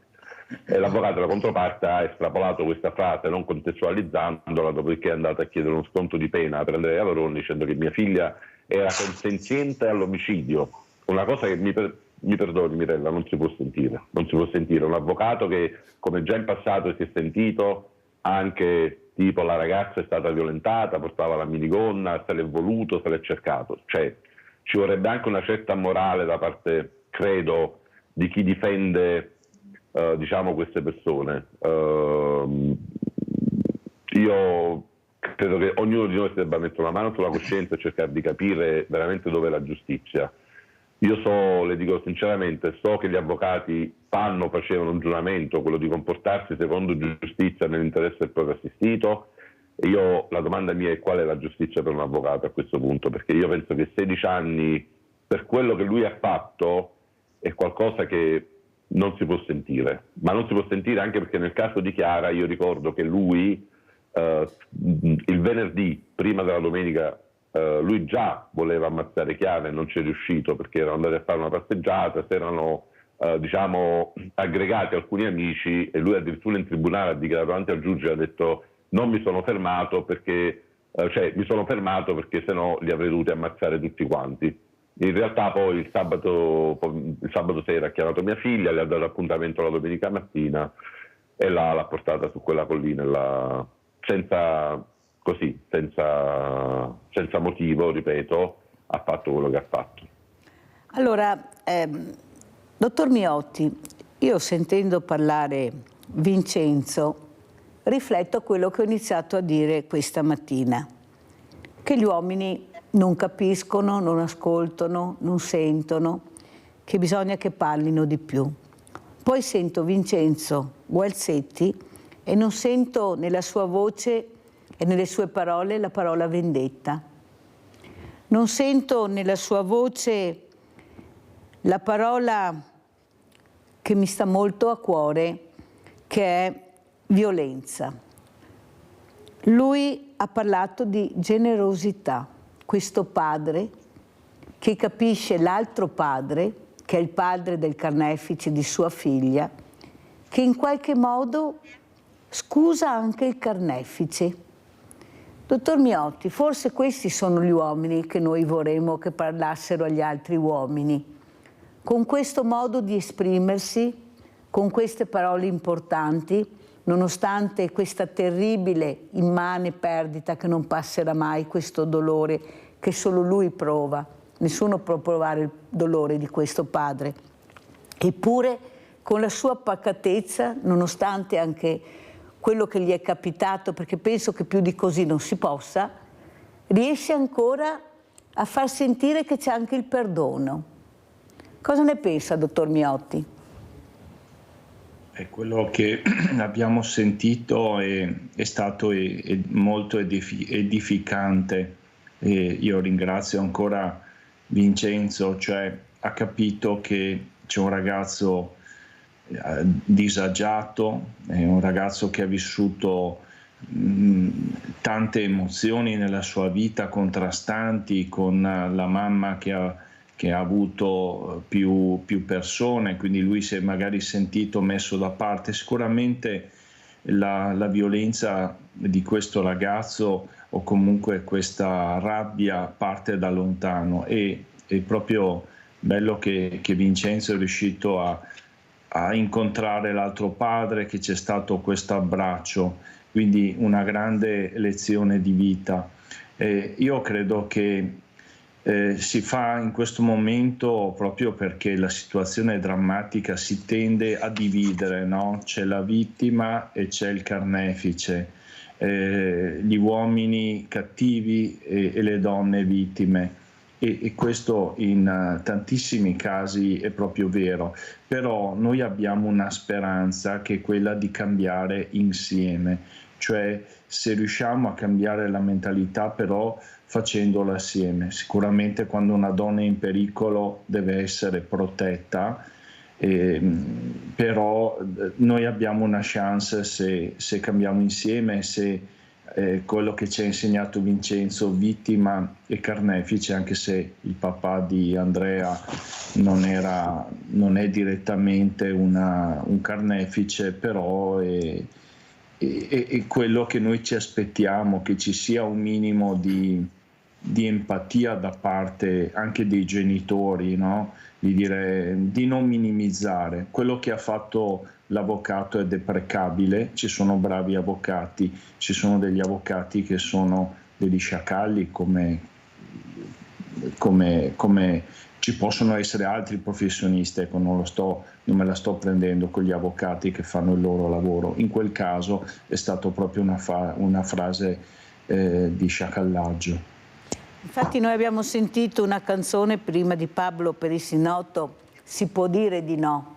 Ci sono avvocati che rifiutano certi processi, certe situazioni, hanno il coraggio di dire di no, perché c'è un qualcosa che scatta all'interno, che dicono io non posso difendere l'indifendibile, perché forse si mettono veramente nei panni di quel papà, di quei genitori che stanno vivendo quel momento, o di queste persone ammazzate. Ecco, delle volte anche si può dire di no, dobbiamo imparare questa frase che ha detto Pablo Perissinotto con questo bellissimo video e canzone che fa capire molte cose. Abbiamo Mirella da Riese X. Vai Mirella. Ciao Mirella, ciao e buongiorno ai suoi ospiti. Allora io dico una cosa, oggi è una brutta giornata, ecco, contro la violenza delle donne, però ho un'amica che posso dire, guarda, veramente da anni che la conosco, poverina, è separata in casa e l'uomo è sopra e lei sotto, ed è tutti i giorni che lui gli dice parole sopra parole dopo quello che ha fatto,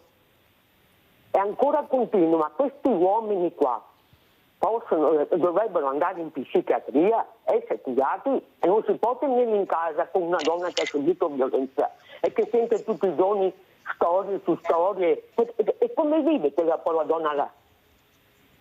Come vive tutti i giorni quella donna là? Grazie Mirella, ringrazio per questa telefonata che fa capire quanto c'è ancora da lavorare e da fare anche per la politica. Forse se si concentrasse veramente sui bisogni del Paese staremmo meglio tutti. Io ho invitato anche Claudio Maniero, intanto faccio respirare questi ospiti che hanno parlato adesso. L'ho invitato perché lui progetto Cultura del Cavallo. Perché questa mattina ho scelto di parlare di questo animale del cavallo? Perché io li ho avuti a Villa Margherita con le persone diversamente abili, e quello che ho visto da parte di questo animale meraviglioso, che forse vediamo poco, sentiamo poco, è la sensibilità che hanno quando sentono che vicino a loro c'è una persona fragile.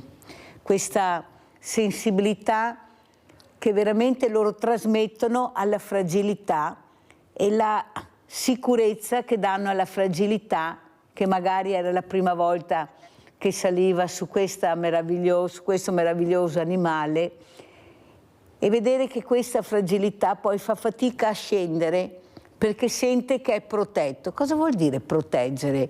Maniero, tu hai provato, sai, hai visto a Villa Margherita quanta sensibilità questo animale, che manca all'uomo. Ecco, gli animali hanno sensibilità molti uomini forse non sanno neppure cos'è. Prego. La sensibilità. Permettimi, Mirella, di dare un grande abbraccio a Vincenzo per quello che ha vissuto e di ringraziare anche il dottor Miotti per quella commozione che ha mostrato in diretta, perché è questo che dobbiamo fare, non dobbiamo sempre nasconderci dietro la maschera, io sono così, non ho sentimenti, dimostriamo le nostre emozioni, i nostri sentimenti, perché anche i giovani vedono questo ed è quello che vorrebbero fare, che vogliono fare, però vedono noi adulti che non le mostriamo, è un momento di debolezza, no, mostriamo, siamo umani. Il cavallo cosa ci mostra? Il cavallo accoglie tutti, perché ti senti in sintonia col suo battito del cuore, quindi se tu ti avvicini all'animale, al cavallo, diventi amico, diventi un suo convivente, vai in sintonia e quando ti lascia, perché parliamo di prede e predatori, noi umani siamo predatori. Vediamo anche le foto intanto che ha portato Maniero, prego di mandare le foto, prego Maniero. Noi umani siamo predatori mentre il cavallo è un predato. Il cavallo si lascia avvicinare da noi che potremo mangiarlo. Ecco, qui siamo nella scuola materna di Posto dal Pago con i bambini dai 3 ai 5 anni. Abbiamo montato un cavallo puzzle di legno ed è stata un'ora di emozioni intense perché i bambini che guardano... è questa la condivisione che dobbiamo far vedere e di far vivere alle persone. I disabili, i diversamente abili, l'accettazione che ha questo animale, come a tantissimi altri animali, però questo ha una cosa diversa, si lascia montare da noi, che quando il lupo va a mangiarlo, azzanna il collo, noi siamo predatori, potremmo essere il lupo per lui, si lascia che lo montiamo sopra. Quindi è una grande fiducia, perché sente le emozioni che tu gli passi e sente il tuo battito, quindi si fida, l'istinto dice mi posso fidare di te. E quindi quando qui siamo in pediatria a Padova, dove abbiamo portato anche qua con i bambini, con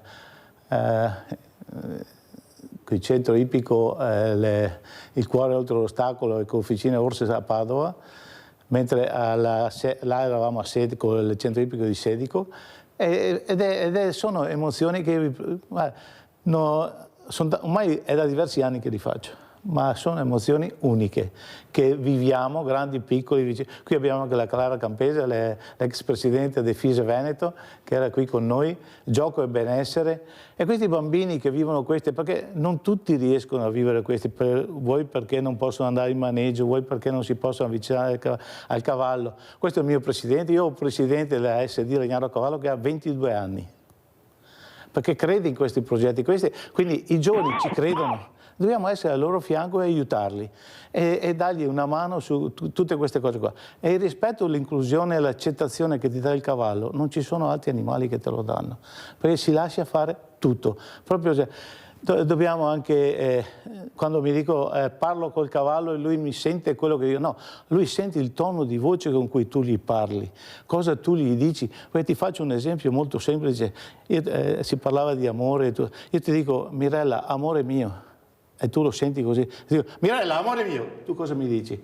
Ho detto le stesse parole ma in modo diverso, quindi il cavallo sente. Il cavallo sente, quindi dobbiamo un po' imparare questo modo, questi toni, questi momenti di avvicinarci alle persone e dopo accettare anche il no. Quando abbiamo il telefonino in mano, a me qualche volta capita che scrivo una parola e sbaglio a scrivere, il telefonino mi corregge.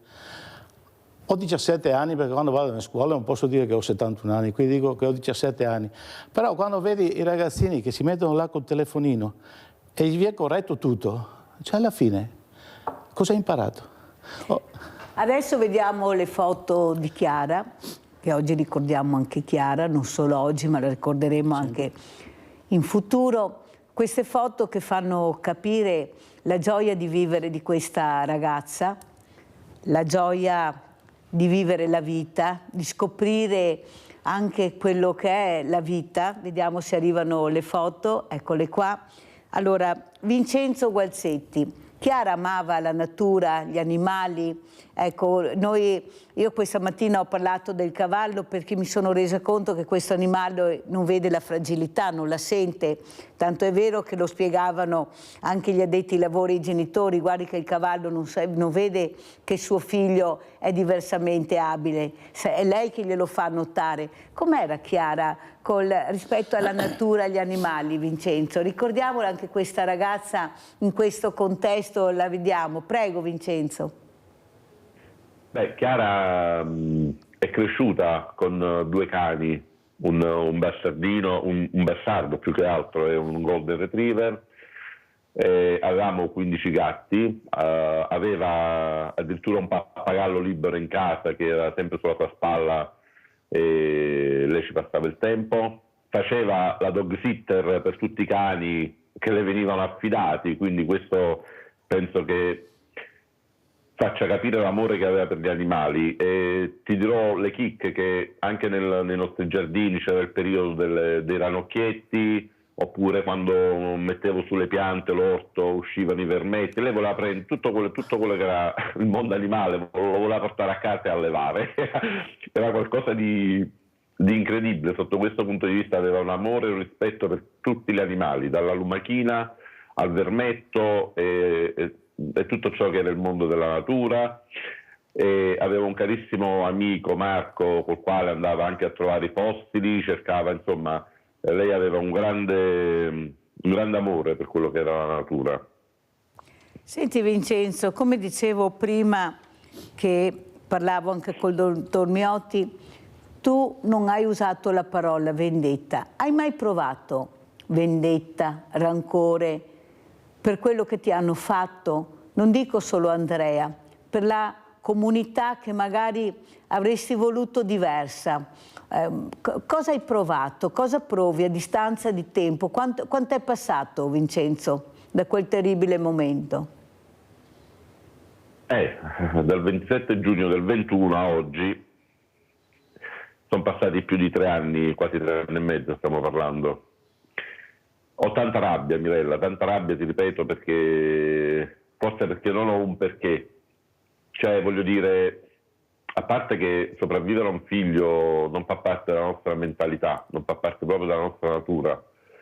Io continuo a dire che a oggi, nel 2024, se perdo un genitore divento orfano, se perdo un compagno di viaggio divento vedovo, se io perdo un figlio non ho neanche un termine che mi definisce.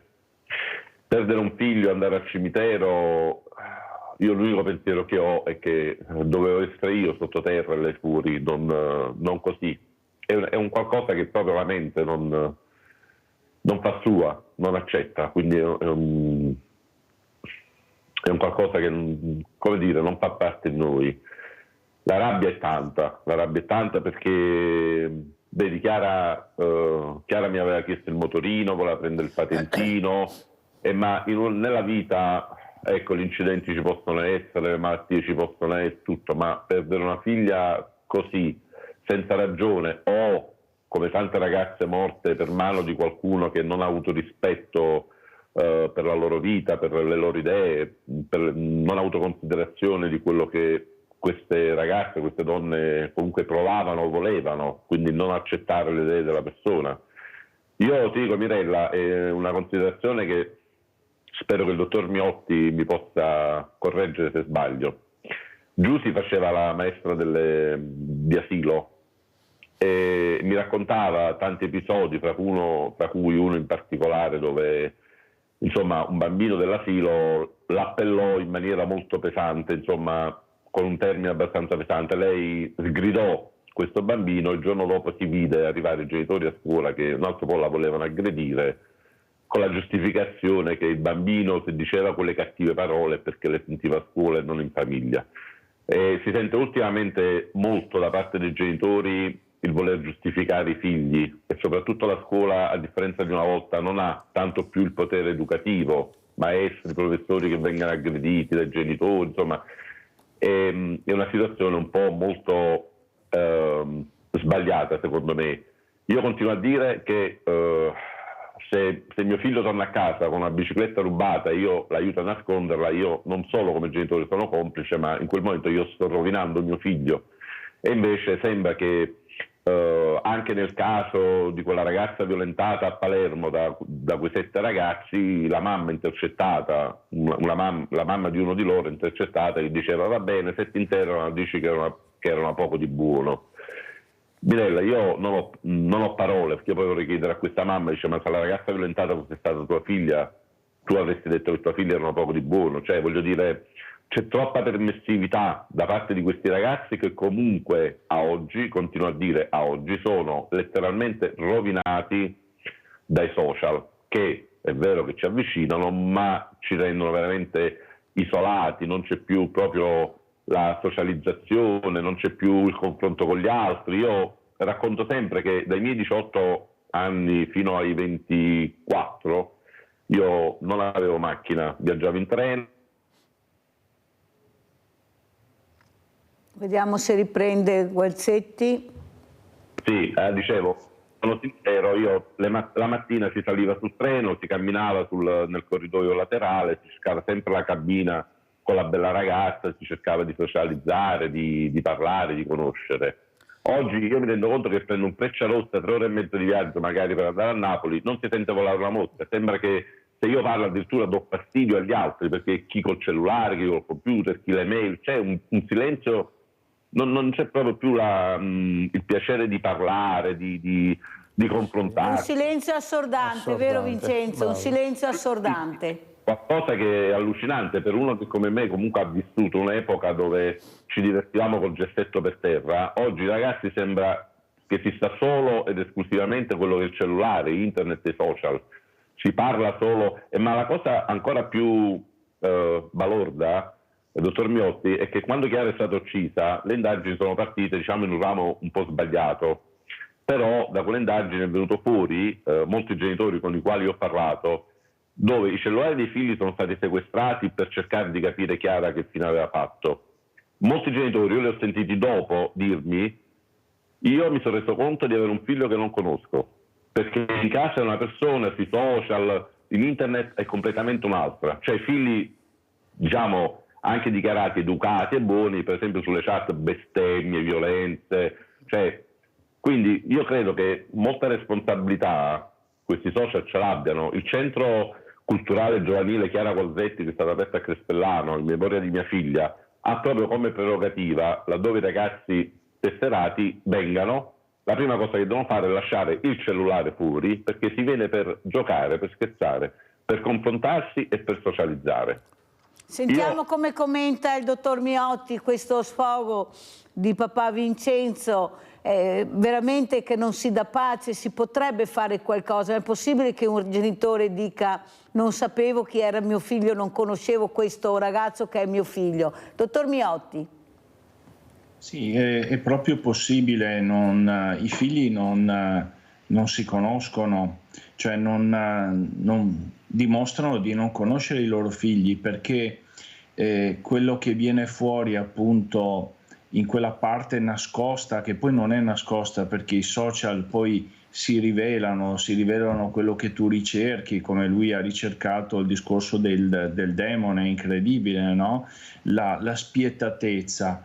Cioè io credo, Vincenzo, che è una battaglia importante quella di rivedere anche i reati minorili, perché è vero che loro fanno reati da minori, ma fanno reati maggiori, e quindi il reato è un reato, e io voglio dire, alla fine se uno è in grado di fare un reato maggiore paga per una pena maggiore, non uno sconto perché è minore. Io non sono guarda, c'è un'amarezza, tra pochi giorni si chiuderà il processo a Turetta.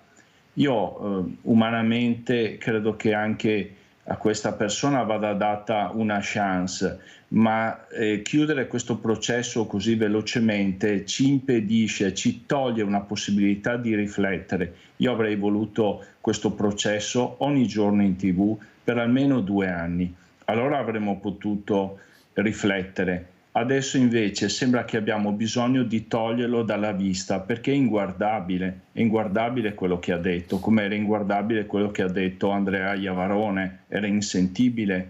ma invece dovremmo ascoltarlo perché ci rivela una parte occulta delle persone. E invece noi come società abbiamo voglia di togliercelo dalla vista perché ci ferisce. Invece credo che il tuo messaggio di dire ai genitori: sì, tuo figlio ha fatto questo, e cominciamo da questo. Cominciamo dal fatto che dice delle cose indicibili, che pensa delle cose schifose, ma non è schifoso, dice delle cose schifose e deve pagare a partire da questo. Cioè uno deve essere responsabile e deve pagare anche dagli sbagli. Questo Sentiamo è il punto. Leone da Tre Baselle, che poi continuiamo, se non mi cade la linea. Vai Leone. Ciao Mirella, grazie, saluto i tuoi ospiti.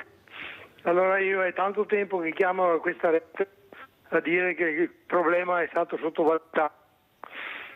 Qui abbiamo veramente sottovalutato questa cosa, e poi quello che si è fatto si è sbagliato completamente. Si sono fatti i centri per le donne e per gli uomini non si è fatto niente. Invece si doveva fare centri per gli uomini e le donne dovevano stare a casa loro. Questo è tanto che sto dicendo questo.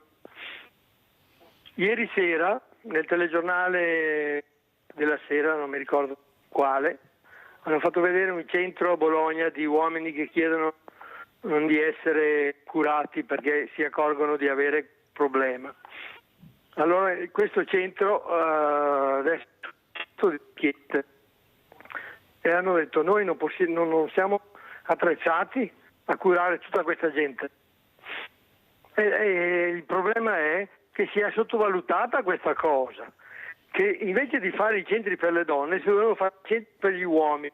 E allora adesso spero che qualcuno ci pensi e fare questi centri per gli uomini, che gli uomini che maltrattano le donne e che si accorgono di avere il problema, ci sia un centro che li possa curare.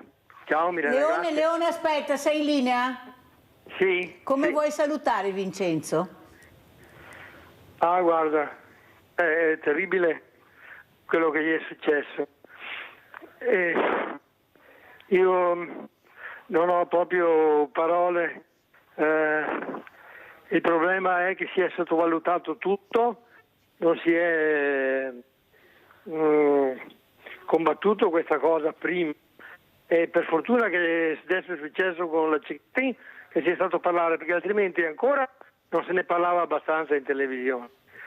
Io veramente non so proprio cosa dire, mi dispiace di quello che è successo, mi dispiace immensamente. Ciao Mirella, grazie. Grazie Leone. Delle volte sapere anche che qualcuno capisce il dolore che stai provando è molto importante, a mio avviso. È passato pochissimo tempo, è passato un tempo che rimarrà sempre quello per Vincenzo. Però quello che ti chiedo, Vincenzo, è capire che bisogna parlarne, come ha detto il dottor Miotti, avere il coraggio di parlare, ma non il 25 novembre. Io nella mia trasmissione cerco di parlare nel bene e nel male tante volte di queste donne, di queste persone, con esperti, parlare, perché non c'è il 25 novembre, c'è il problema della figura femminile. È questo il grande problema, e la figura maschile non ne parla ancora. Io sono orgogliosa che nelle mie trasmissioni siano gli uomini a chiamare, molti uomini chiamano, espongono le loro idee nel bene e nel male, perché è importante sentir parlare anche la voce maschile. Cosa ne dici, Vincenzo? Ma io ripeto, Mirella, a mio avviso alla base di tutto c'è sempre quello che è proprio una mancanza di rispetto per l'altra persona, cioè bisogna imparare a rispettare le cose e la vita altrui. E in merito a una cosa che diceva prima il dottor Miotti, io ci tengo a precisare una cosa, dottor Miotti: io non sono né per la pena di morte e né per occhio, dente per dente, però reputo che affinché i reati, anche i grandi fatti dai minori, non diventino un po' così, delle scenette, diciamo, nel momento in cui un Andrea Iavarone viene condannato a 16 anni di pena, i 16 anni devono essere fatti tutti. Cioè ci vuole la certezza di quei 16 anni, vuol dire che lo Stato avrà 16 anni di tempo per poter recuperare quella persona, non che viene condannato a 16 anni e poi la buona condotta qua, hai lo sconto di là, anche perché mi perdoni, ma una persona in un carcere quali reati e cosa potrebbe fare per non avere una buona condotta? Cioè abbiamo avuto l'esempio di un Angelo Izzo che dopo 25 anni di galera è uscito, ha ammazzato 2 persone.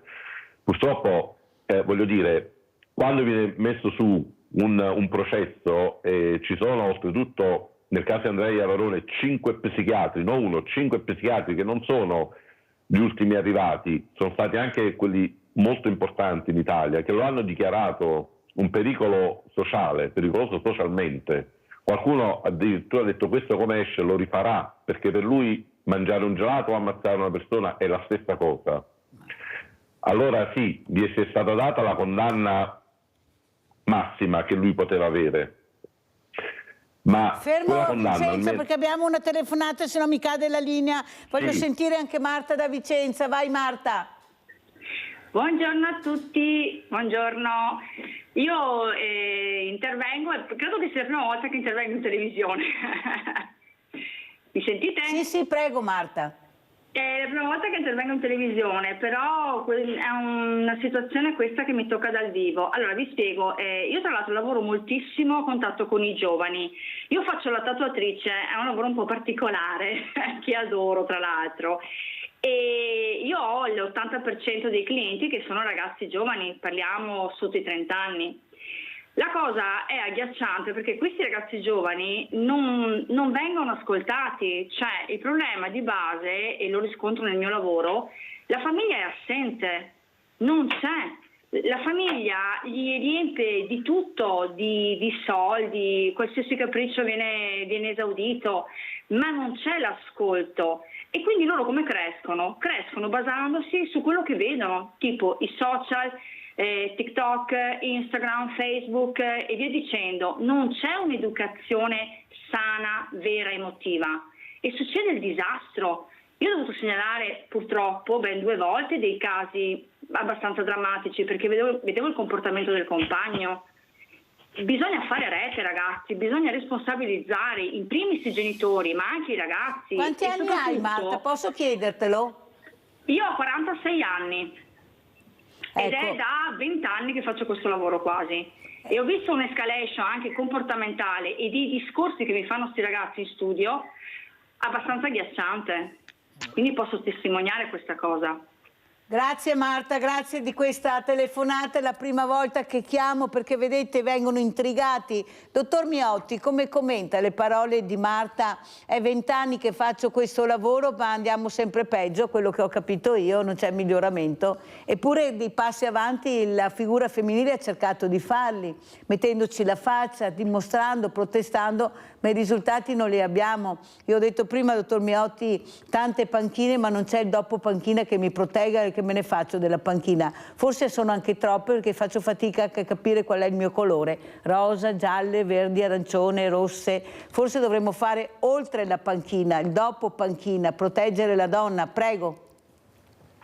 Sì, sicuramente c'è questa solitudine delle persone per cui c'è questo smarrimento e il fatto che ci sia una tatuatrice che parla è benvenuta, nel senso che perlomeno hanno qualcuno con cui parlare. E io rispetto anche, ringrazio ancora Vincenzo perché dice io non voglio la vendetta, però la pena deve essere assolutamente fatta, ma soprattutto noi dobbiamo pensare che il carcere deve essere riabilitativo e quindi bisogna veramente fare di tutto. Credo che è vero che probabilmente quel ragazzo ha un disturbo antisociale così grave che non ha l'empatia per la vittima, no? Probabilmente quello che ha voluto dire lo psichiatra. Però è una sfida che io personalmente non mi sento di demordere. Bisogna fare di tutto, anche essere creativi per cambiare. Ecco, io credo proprio che c'è questo bisogno, questo coraggio di mettersi in gioco per trovare il modo di raggiungere il cuore. Io rispetto ai centri per gli uomini ricordo un mio amico frate che adesso è un ecclesiastico importante, lui per i preti, i frati che facevano violenza li mandava su un'isola deserta dove non dicevano e una volta al mese li mandava allo psichiatra. Allora chi voleva riabilitarsi? Non so, abbiamo tanti conventi che sono vuoti, mettiamo gli uomini violenti in convento, ci sono anche le grate, in qualche maniera magari temporaneamente non nuociono. So che è provocatoria questa cosa, ma cioè, è vero, non dobbiamo creare i centri per le donne solo, dobbiamo creare dei centri per permettere agli uomini di cambiare. E su questo io voglio dire qualche idea ce l'ho. Allora, Vincenzo Gualzetti, io dedico questa canzone dopo che tu avrai salutato a Chiara. Chiara ormai fa parte di questa famiglia, io la ricorderò, te l'ho promesso e te lo prometto ancora davanti alle telecamere, perché è giusto ricordare. Chiara è una di noi. Chiara, Giulia e tutte quelle ragazze che non ci sono più per non aver fatto niente di male, per non aver sbagliato niente, per essersi fidate di questa persona che per loro era un amico, un compagno, un caro conoscente. Queste ragazze vanno ricordate, possiamo dimenticare, e fa bene Gino Cecchettin aver fondato questa fondazione, anche se qualcuno è contrario, come avete sentito anche alcune telefonate, perché ha troppa visibilità. Forse abbiamo bisogno proprio di questi uomini e di questa visibilità per fargli capire che anche loro devono iniziare a fare quel passo in più, non a lato ma davanti a noi, per proteggerci. Vincenzo, come ci saluti?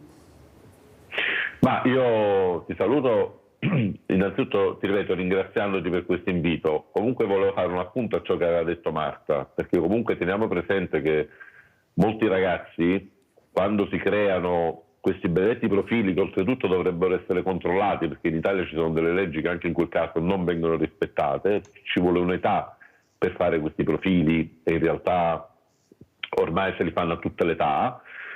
E, i ragazzi quando si fanno i profili la prima cosa che fanno è oscurano quello dei genitori. Nel caso invece per esempio di Chiara, il secondo compagno della mamma di Andrea, che ho saputo che andava in giro dicendo ma io non capisco i genitori di Chiara cosa vogliono raggiungere, tanto Chiara è morta, ma perché stanno a fare tutto questo casino eccetera. Io andai un pomeriggio sul suo profilo Facebook per mandargli un messaggio per dirgli semplicemente vorrei vedere se avessero trovato tua figlia morta in un campo, tu cosa avresti fatto? E infatti la seconda figlia di questa, diciamo l'ultima sorella di Andrea aveva 9 anni. Io quando andai sul suo profilo Facebook per mandargli questo messaggio, io lo trovai con l'immagine di copertina, lui di spalle, completamente nudo di spalle su Facebook. Allora, a quel punto dissi, ma tu che vai predicando, io cosa voglio fare o cosa non voglio fare per la morte di Chiara? Dico, toglimi la curiosità, tu hai una figlia di 9 anni che se già non avrà preso un profilo Facebook, ti sembra normale che entra su un profilo e ti trova lì completamente nudo, da fuori, cioè. Quindi i casi sono tantissimi, però, ripeto, il mondo social è un mondo molto, molto pericoloso e oltretutto ci tengo a sottolineare che determinate leggi dovrebbero essere rispettate. I profili social possono aprirsi a 16 anni, i siti vietati, pornografici, ci si può accedere a 18 anni. Oggi in realtà anche un undicenne va su un sito pornografico, dichiaro di avere 18 anni, clicca sì e vai avanti, non ci sono controlli. E poi l'ultima osservazione è ormai è dal 1988 che la legge italiana si è inventata il famoso patentino per i 14enni, che gli danno diritto a portare una macchina, a portare un cinquantino. Adesso anche una macchina 50, anche a 40 all'ora, io prendo una persona, l'ammazzo. Allora, se la legge italiana dà un patentino a un 14enne, vuol dire che lo rende responsabile al pari di un 18enne, tanto da dargli un permesso di guida. Quindi non mi venga poi a dire che a 14 anni non sono responsabili, sono minori, cioè nel momento in cui tu lo abiliti al pari di un 18enne a livello di responsabilità, non puoi dare una pistola in mano a una persona e dici ammazza qualcuno, tanto sei minorenne, pure se ammazzi non succede niente perché la legge ti protegge. Non funziona così. I ragazzi vanno responsabilizzati sotto tutti i punti di vista. Quindi credo che l'ultimo appello che faccio alla nostra classe politica, penso che i progetti che vengono presentati, alcune diciamo, insomma, bisogna correre di pari e vedere di far sì che insomma qualcosa cambi, proprio qualcosa cambi.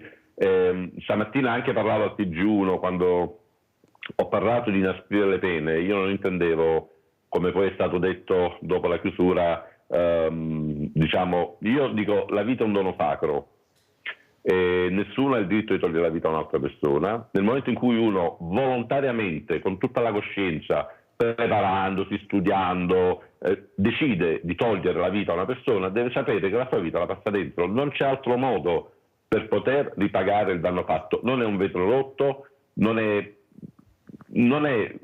modo per poter lasciare, soprattutto parlo dei minori, dei processi minorili che sono molto protetti, non è un modo, non si può lasciare l'anarchia in mano ai minori. I minori devono pagare per i reati che fanno. Ripeto, non è vendetta, la riabilitazione ben venga, ma un reato da ergastolo è un reato da ergastolo come per un 18enne, così come per un minorenne. Diciamo, parliamo dai 14 anni in poi, età dove poi i genitori non sono più responsabili neanche penalmente, perché un ragazzo di 14 anni o 15 anni che rompe un vetro di una macchina, il genitore ripaga, è responsabile. Però se il ragazzo di 14-15 anni ammazza una persona, i genitori non sono più responsabili.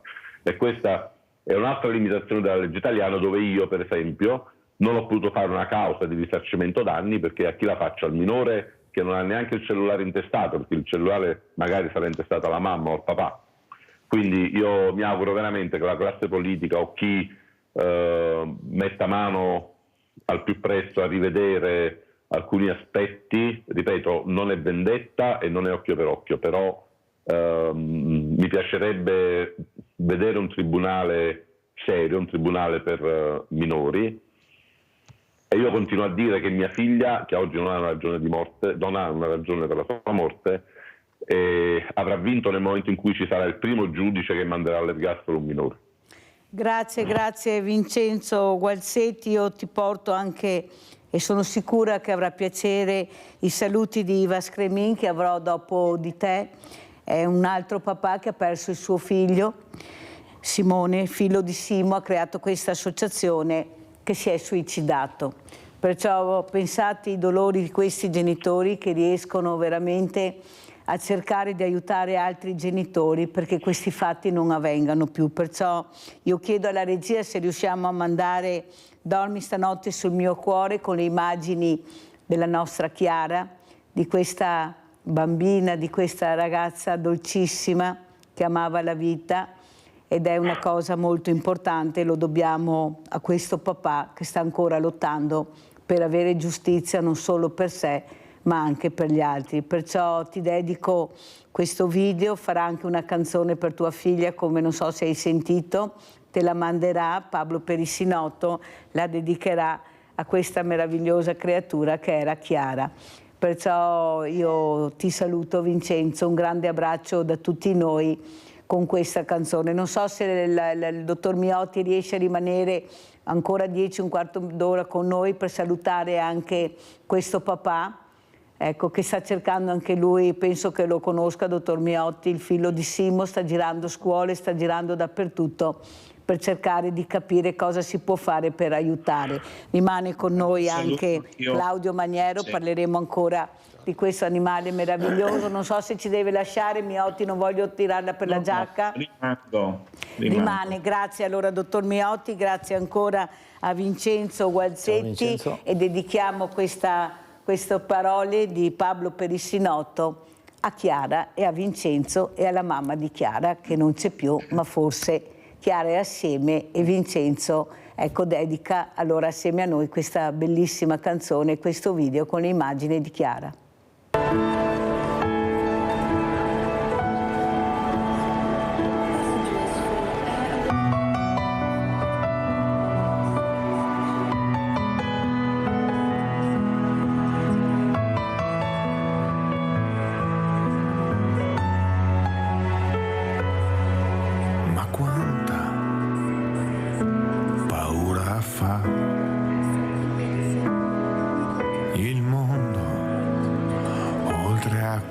la porta. Vedi, lui mica lo sa, e anche a dirglielo non ti ascolta. Gli piace urlare e giudicare, decidere già che cosa sei. Ti chiama goccia e tu sei mare,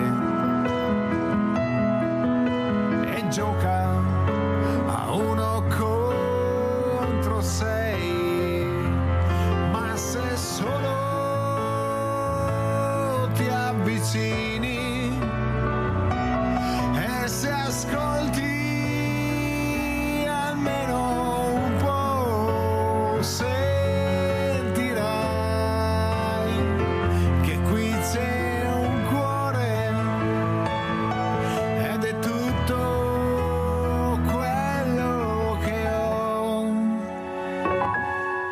Non è molto, forse niente,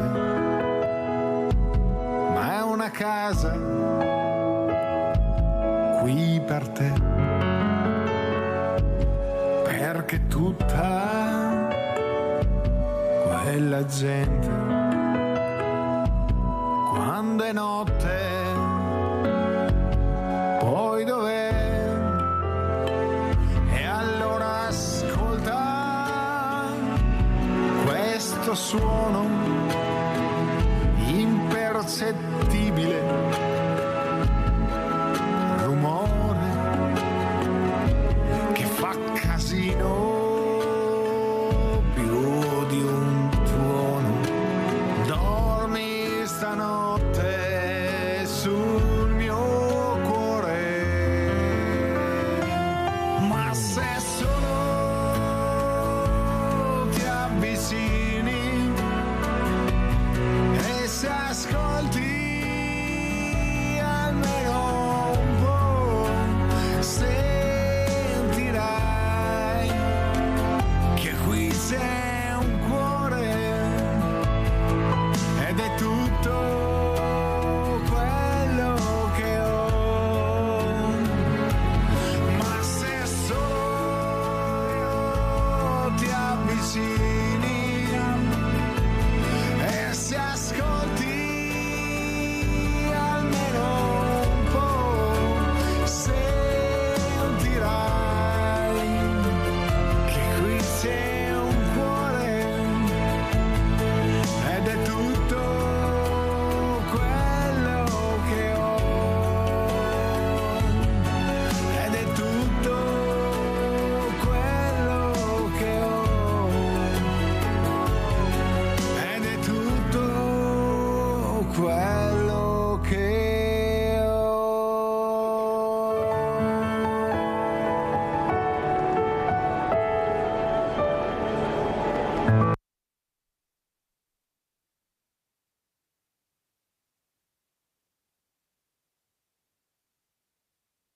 Un grande abbraccio Vincenzo, ciao carissimo. Pubblicità.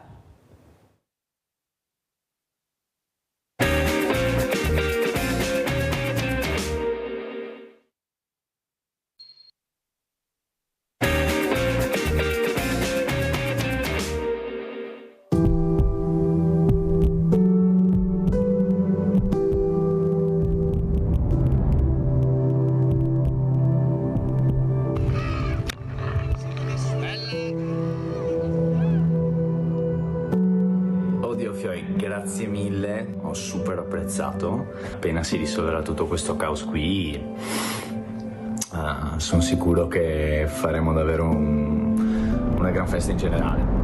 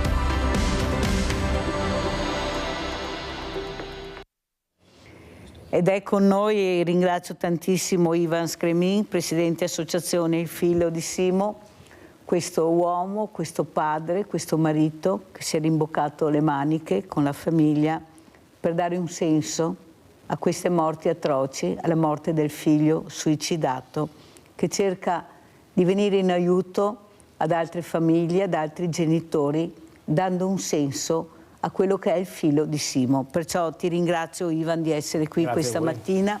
Come ho detto questa mattina, Mirella, che è la giornata internazionale contro la violenza sulle donne, a tutti gli uomini, perché dobbiamo iniziare a ascoltare gli uomini, e gli uomini devono fare un passo in avanti come fanno questi genitori che avete sentito questa mattina, per cercare di dare un senso a quella che è la violenza, che è inaudita, oppure il malessere, il male di vivere. Prego, Ivan. Oggi è una giornata importante, purtroppo, perché parla di violenza sulle donne. La violenza sulle donne è focalizzata negli episodi importanti, invece ci sono altri episodi non visibili che andrebbero comunque rimessi in evidenza. Io ho assistito a 2 giornate, una mattina e una sera, dedicata alla violenza sulla donna, e la cosa che mi ha colpito molto era che erano solo donne. E credo che gli uomini devono prendere un ruolo anche per valorizzare il proprio ruolo, perché non sono tutti così gli uomini, per fortuna. Ma ci si concentra sempre sul fatto che siano distratti.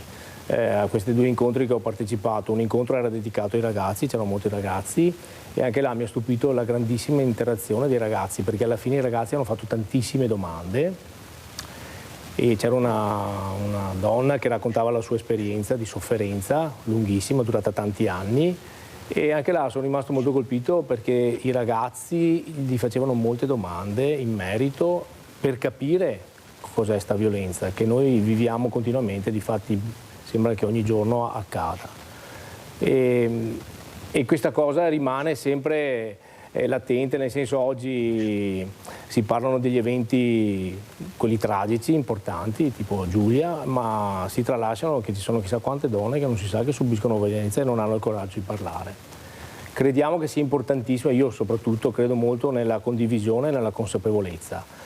Come nel suicidio si fa fatica a parlarne, però noi portiamo avanti questo progetto che abbiamo di consapevolezza e condivisione, facendo condividere chi ha tentato di suicidarsi. Io condivido la storia della nostra famiglia, la storia di Simone, e vediamo che ad ogni condivisione abbiamo delle persone che si fanno un passo avanti. Parliamo nelle scuole, e quando terminiamo di raccontare anche la storia di Simone abbiamo dei ragazzi che si avvicinano e ci chiedono se quello che sentono loro, che è simile a quello di Simone, può essere un segnale, che per noi è importante. E questo dovrebbero fare tutte le donne, come sta Elisabetta, che ho conosciuto la settimana scorsa, che parla della sua storia e la porta in giro, perché è facendo conoscere le storie di sofferenza che le persone magari cominciano a muoversi, a fare qualcosa di importante. Se no, come tutte le cose, ne parliamo nelle giornate quelle importanti e poi non se ne parla più. Dottor Miotti, come commenta le parole di Ivan Scremin, questo genitore che oltre alla faccia ci mette il cuore e l'anima per cercare di far capire che bisogna fare squadra e aiutare questi ragazzi, questi genitori, perché sono sofferenze indicibili. Prego, dottor Miotti. Innanzitutto buongiorno Ivan. Buongiorno. Io credo che quello che fa Ivan è assolutamente qualcosa di preziosissimo, è riuscito a trasformare questo dolore in una grande opportunità. Mi spiace che con Castelfranco vedrà che il prossimo anno ce la faremo. Non è stato facile anche ingaggiare le scuole, che sono i nostri primi destinatari, però ecco, questa cosa che lei sta facendo è molto preziosa, ma poi perché sta dando un aiuto fattivo, nel senso che poi questa associazione, lo dirà lui, dà un aiuto, anche un sostegno psicologico importante. Come dicevo prima, non dobbiamo aver paura di parlare delle nostre emozioni, i ragazzi devono essere in contatto con le proprie emozioni, non aver paura di dire sto male, sono alla canna del gas quasi e ho bisogno di aiuto. E molto spesso invece nei nostri si parlava prima, Vincenzo parlava di social, no? Nei social siamo tutti sorridenti, splendidi, pensiamo al Natale, ecco magari ci sarà qualcuno che invece è triste e che però la tristezza non la mettiamo nei social, no? Oppure c'è una parte di comunicazione occulta dove si parla di queste cose, ma poi c'è bisogno invece di un aiuto. Ecco, il filo di Simo intercetta proprio questo e da parte mia va tutto il ringraziamento. Allora Claudio Maniero invece spiegava proprio in questa ultima parte l'importanza di parlare ai bambini, ai ragazzi nelle scuole, questo bambino che è una spugna, che apprende, che ascolta queste parole, che capisce l'importanza anche di avere questi animali, di conoscerli. Tu ecco, fai soprattutto questo cavallo con il puzzle, bellissimo. Io l'ho visto a Villa Margherita, Claudio, ed è una cosa incredibile con quanta passione questi bambini costruiscono questo cavallo, questo animale meraviglioso che non conosce le fragilità e soprattutto non le vede. Prego. E soprattutto non le giudica perché accetta tutti e tutto quanto. Sì, è molto bello perché ai bambini parliamo dell'accoglienza, dell'accettazione, di non guardare il diverso, perché siamo tutti uguali, anzi siamo tutti diversi, perché se guardiamo nessuno di noi è uguale all'altro. Quindi è questo il bello. Do ragione a Ivan. Quando ci sono le riunioni anche delle donne, basta violenza contro, ci sono tutte donne. No, dobbiamo cominciare, maschietti, andiamo noi per primi, perché le violenze facciamo noi, dico noi come esseri umani, come uomini, però per mia fortuna non le ho mai fatte, quindi spero che il Padre Eterno mi tenga e non le faccio mai. E dopo il cavallo ci insegna tantissime cose. Di stare insieme alla gente. Io parlo con i miei cavalli, io ho una cavalla grande e un pony. Io quando gli spazzolo, gli racconto la mia storia, qualcuno passa, mia moglie mi dice ogni tanto: ma Claudio, con chi stai parlando? Sto parlando con la Spritz, la mia cavalla. Sì, come si chiama? Spritz. Giustamente stiamo nell'Alpago, quindi non poteva avere più certo nome che una cavalla che si chiama Spritz è veramente rivoltuta. È stata battezzata così prima sì. Che me era. Comunque, e quindi parlando con lei mi sfogo, faccio, e lei mi ascolta e mi dice: ma con chi stai? Ma lei è là che mi ascolta, quindi anche i giovani, anche i ragazzi, avvicinatevi agli animali, parlateci, loro vi ascolteranno sempre e saranno sempre là a dire: contami tutta la tua storia, che va tutto bene, e andiamo avanti così. Quindi è molto bello anche parlare ai bambini, non è che si incomincia da adulti, certo. Si incomincia dai bambini. E i bambini, l'altro giorno quando siamo andati nella scuola materna dell'Alpago, a Puos dell'Alpago, 38 bambini, dai 3 ai 5 anni. Noi eravamo, c'era anche il parroco di Puos, le maestre, ci eravamo incantati, perché i bambini erano là che condividevano con noi, che parlavano con noi, e dopo dobbiamo un po' ritornare indietro, perché quando io avevo 15-20 anni c'era lo zoo per vedere gli animali. Io ho detto che c'erano gli orsi, i lupi, i leoni, e qualcuno mi ha chiesto: ma tuo papà ti portava? No, mai portato.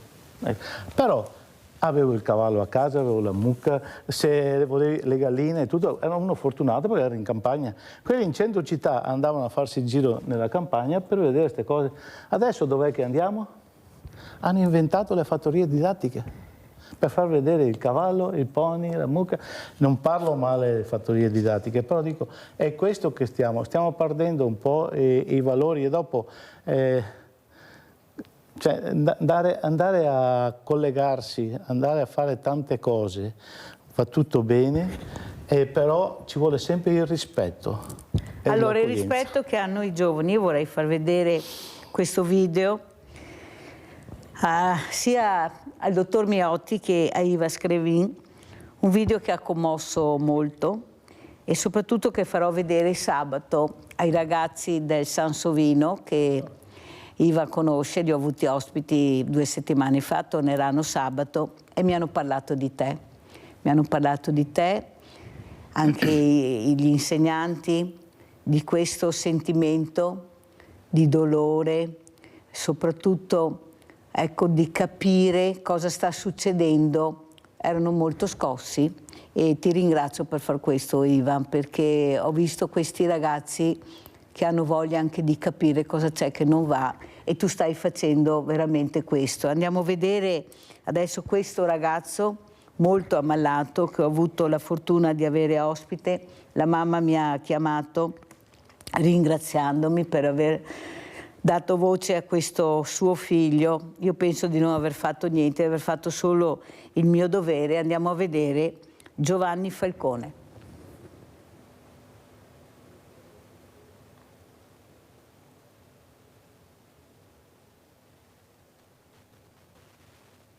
Sto cercando di portare i giovani all'interno degli ospedali, perché devono capire che c'è un'altra realtà, che loro non vivono, che non sanno, non conoscono. Perché tu quando entri su un ospedale già la vita è diversa, il profumo è diverso che tu senti, vedi la disperazione, la paura, puoi toccare con mano quelle che sono le realtà, naturalmente accompagnato da questi dirigenti che abbiamo super preparati, perché li abbiamo, a questa anche nuova tecnologia, però la vedi all'interno di un ambiente che magari fino adesso non è conosciuto. Noi non possiamo sempre fare la solita letterina in classe, io sono questa associazione, mi occupo di questo, perché li annoiamo. Tu sei giovane, noi dobbiamo intrigare questi ragazzi, dobbiamo renderli protagonisti anche mettendoci veramente noi la faccia per cercare di far capire loro che c'è un'altra realtà, che è quella della sofferenza di un ragazzo che ha bisogno magari anche della loro compagnia. Ecco, perché nel mondo del volontariato non ci sono. Ecco, cosa vedi tu, cosa senti, Andrea? Beh, certo, intanto volevo precisare solamente che comunque la maturità l'ho già svolta, sono uscito col 92 e adesso studio psicologia. Grande! Quindi, bravo. Sono molto fiero di questo, ecco. E volevo fare appunto un grazie ai miei docenti perché sono stati tutti quanti molto bravi, hanno capito molto la situazione e soprattutto mi hanno aiutato numerose volte anche quando non erano tenuti a fare ciò che dovevano fare.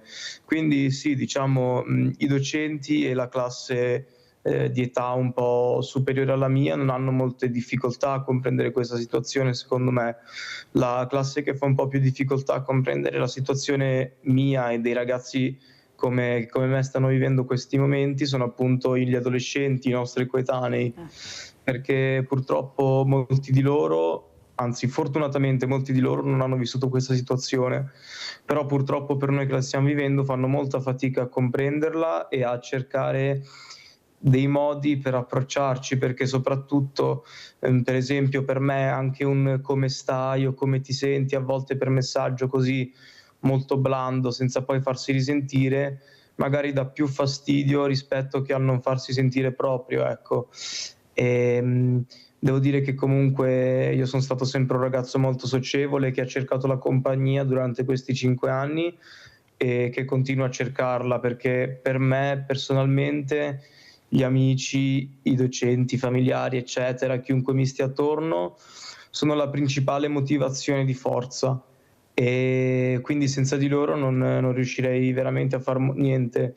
Però invece so di molti altri ragazzi che cercano di rintanarsi dentro se stessi senza cercare aiuti negli amici, nei docenti e nelle figure, insomma, anche psicologiche che possono aiutarli.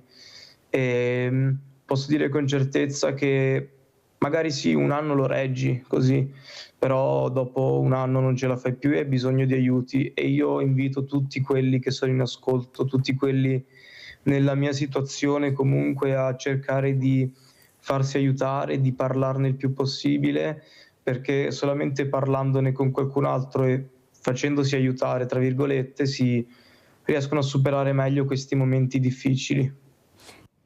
Dottor Miotti, abbiamo sentito Giovanni, questa voglia di far crescere anche quelli che non vogliono crescere, capire, ascoltare, questo bisogno che hanno questi ragazzi che stanno passando dei momenti terribili, essere aiutati da altri ragazzi. Cosa ne pensa, dottor Miotti, delle parole di Giovanni Falcone? Assolutamente quello che dice Giovanni, il fatto che, e poi detto da Giovanni, sicuramente ha molta più efficacia di quello che posso dire io, che voglio dire affronto il dolore e la sofferenza delle persone, però c'è bisogno, i ragazzi hanno bisogno di sentirlo dire dagli altri ragazzi, e in questo senso magari i social possono essere veramente efficaci se noi riusciamo a veicolare dei messaggi positivi e dei messaggi veri che intercettano questo bisogno. Ecco, una volta tanto mi sento di spezzare una lancia a favore dei social, che possono essere veramente un aiuto. Sentiamo Iva Scremin cosa dice Giovanni Falcone. Iva. Beh, insomma, ha detto delle cose importanti. Noi siamo una goccia nell'oceano, quindi noi facciamo, cioè il grosso del nostro lavoro è quello della clinica. Oggi noi abbiamo circa 120 ragazzi in accoglienza, su una fascia d'età che continua a essere bassa.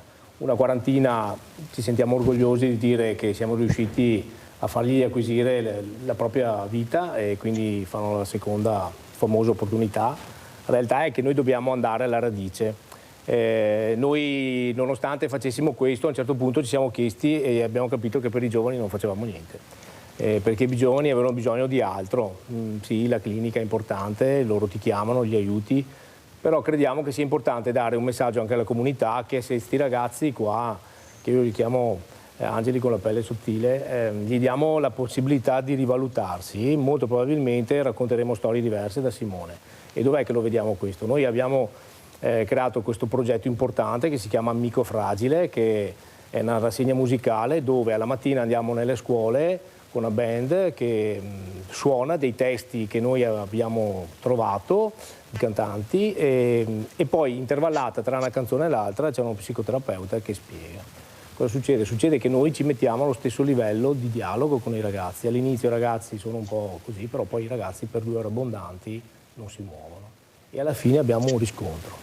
Raccontiamo la storia di un angelo dalla pelle fragile, che è quella di Simone e quella di noi genitori, e anche in questo caso lo abbiamo fatto a Motta di Livenza. Credo che c'erano stati tra collegati e nell'aula quasi 300 ragazzi, e posso dire che è una giornata che dura 2 ore, per 2 ore non hanno fiatato. Cosa significa questo? Significa che molto probabilmente c'è stato anche un cambio. Quando Simone si è suicidato 3 anni fa, i ragazzi avevano un problema che era diverso, era il problema dell'arrivare. I ragazzi in quel periodo avevano degli obiettivi altissimi, le macchine, il lavoro, il successo. Oggi, sti 5 anni, perché l'altro mio figlio ne ha 26, ci sono 5 anni di differenza, sembra sia transitata una generazione. Hanno abbandonato quel concetto dell'avere, del rincorrere, e hanno un problema diverso, sono fragili. Fragili perché?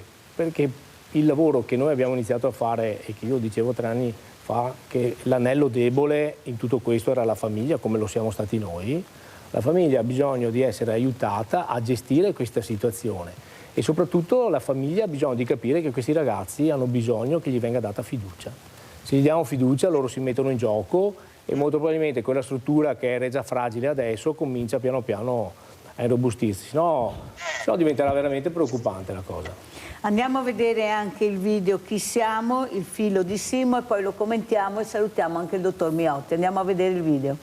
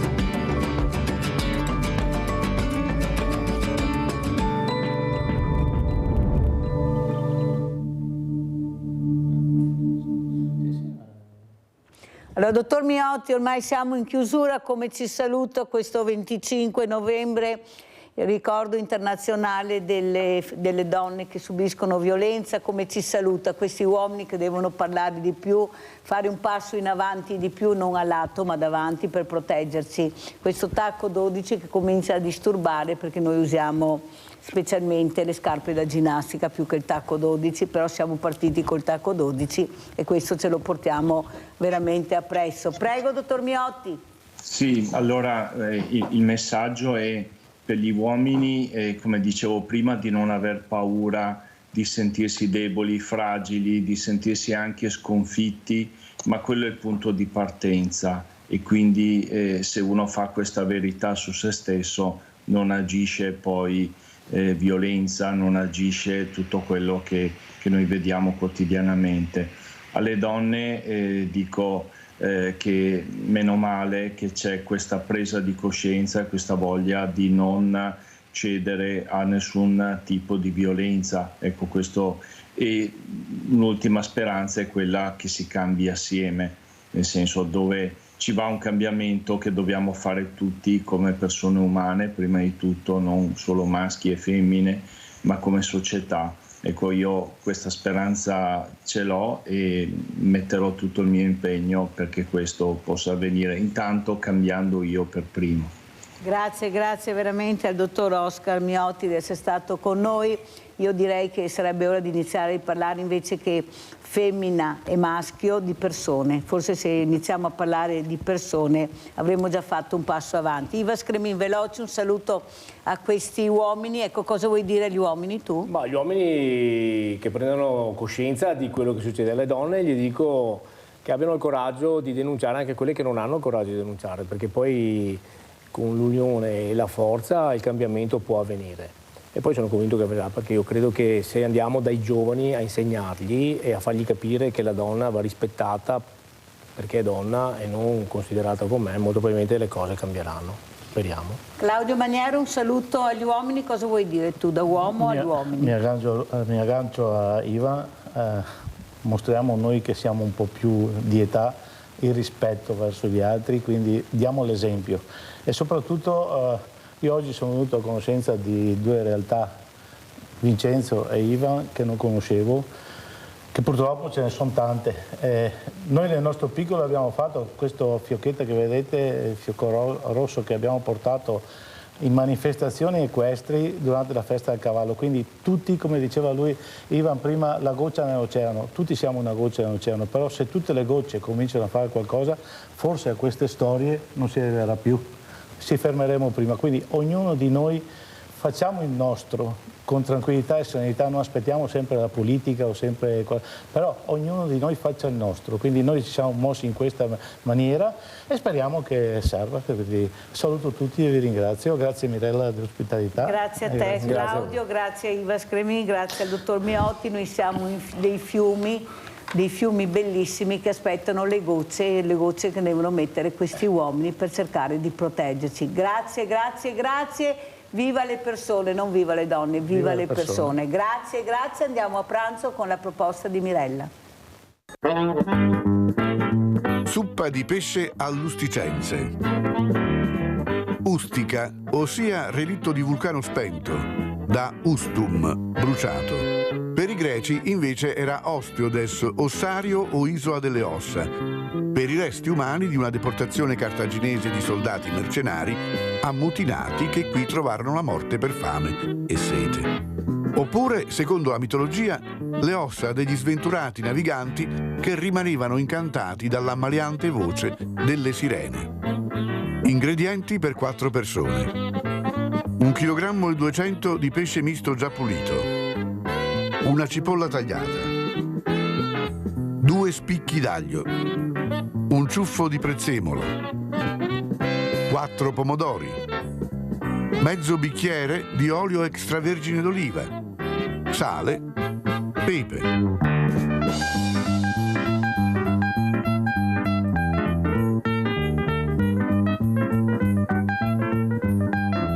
Tagliate i pesci a tranci.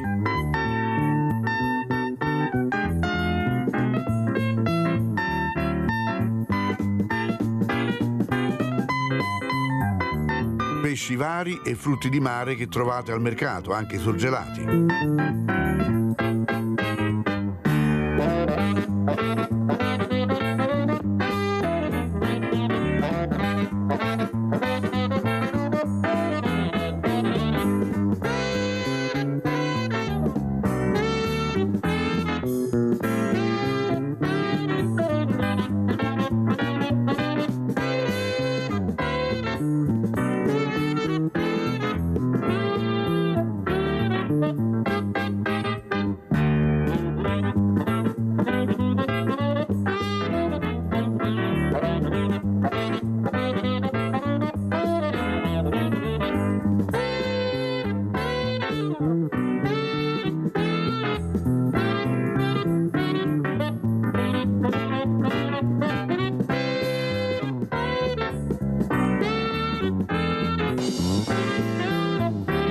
Fate appassire la cipolla in un tegame con l'olio.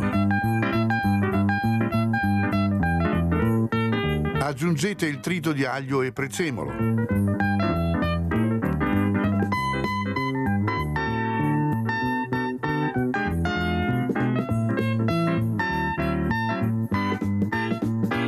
Appena dorato, versate i pomodori, salate e lasciate sobbollire per una decina di minuti. Immergete il pesce e fate cuocere per 20 minuti circa.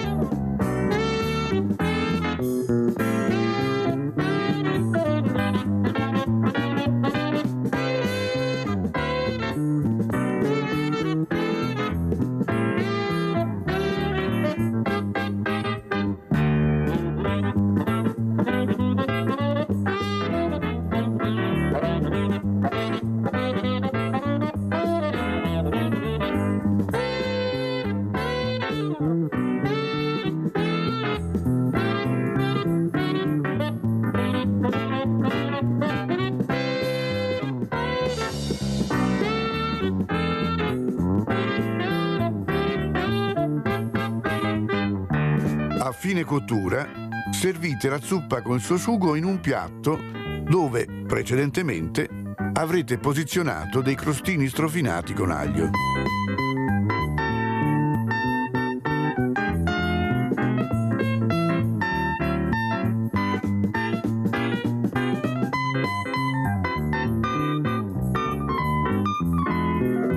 E buon appetito!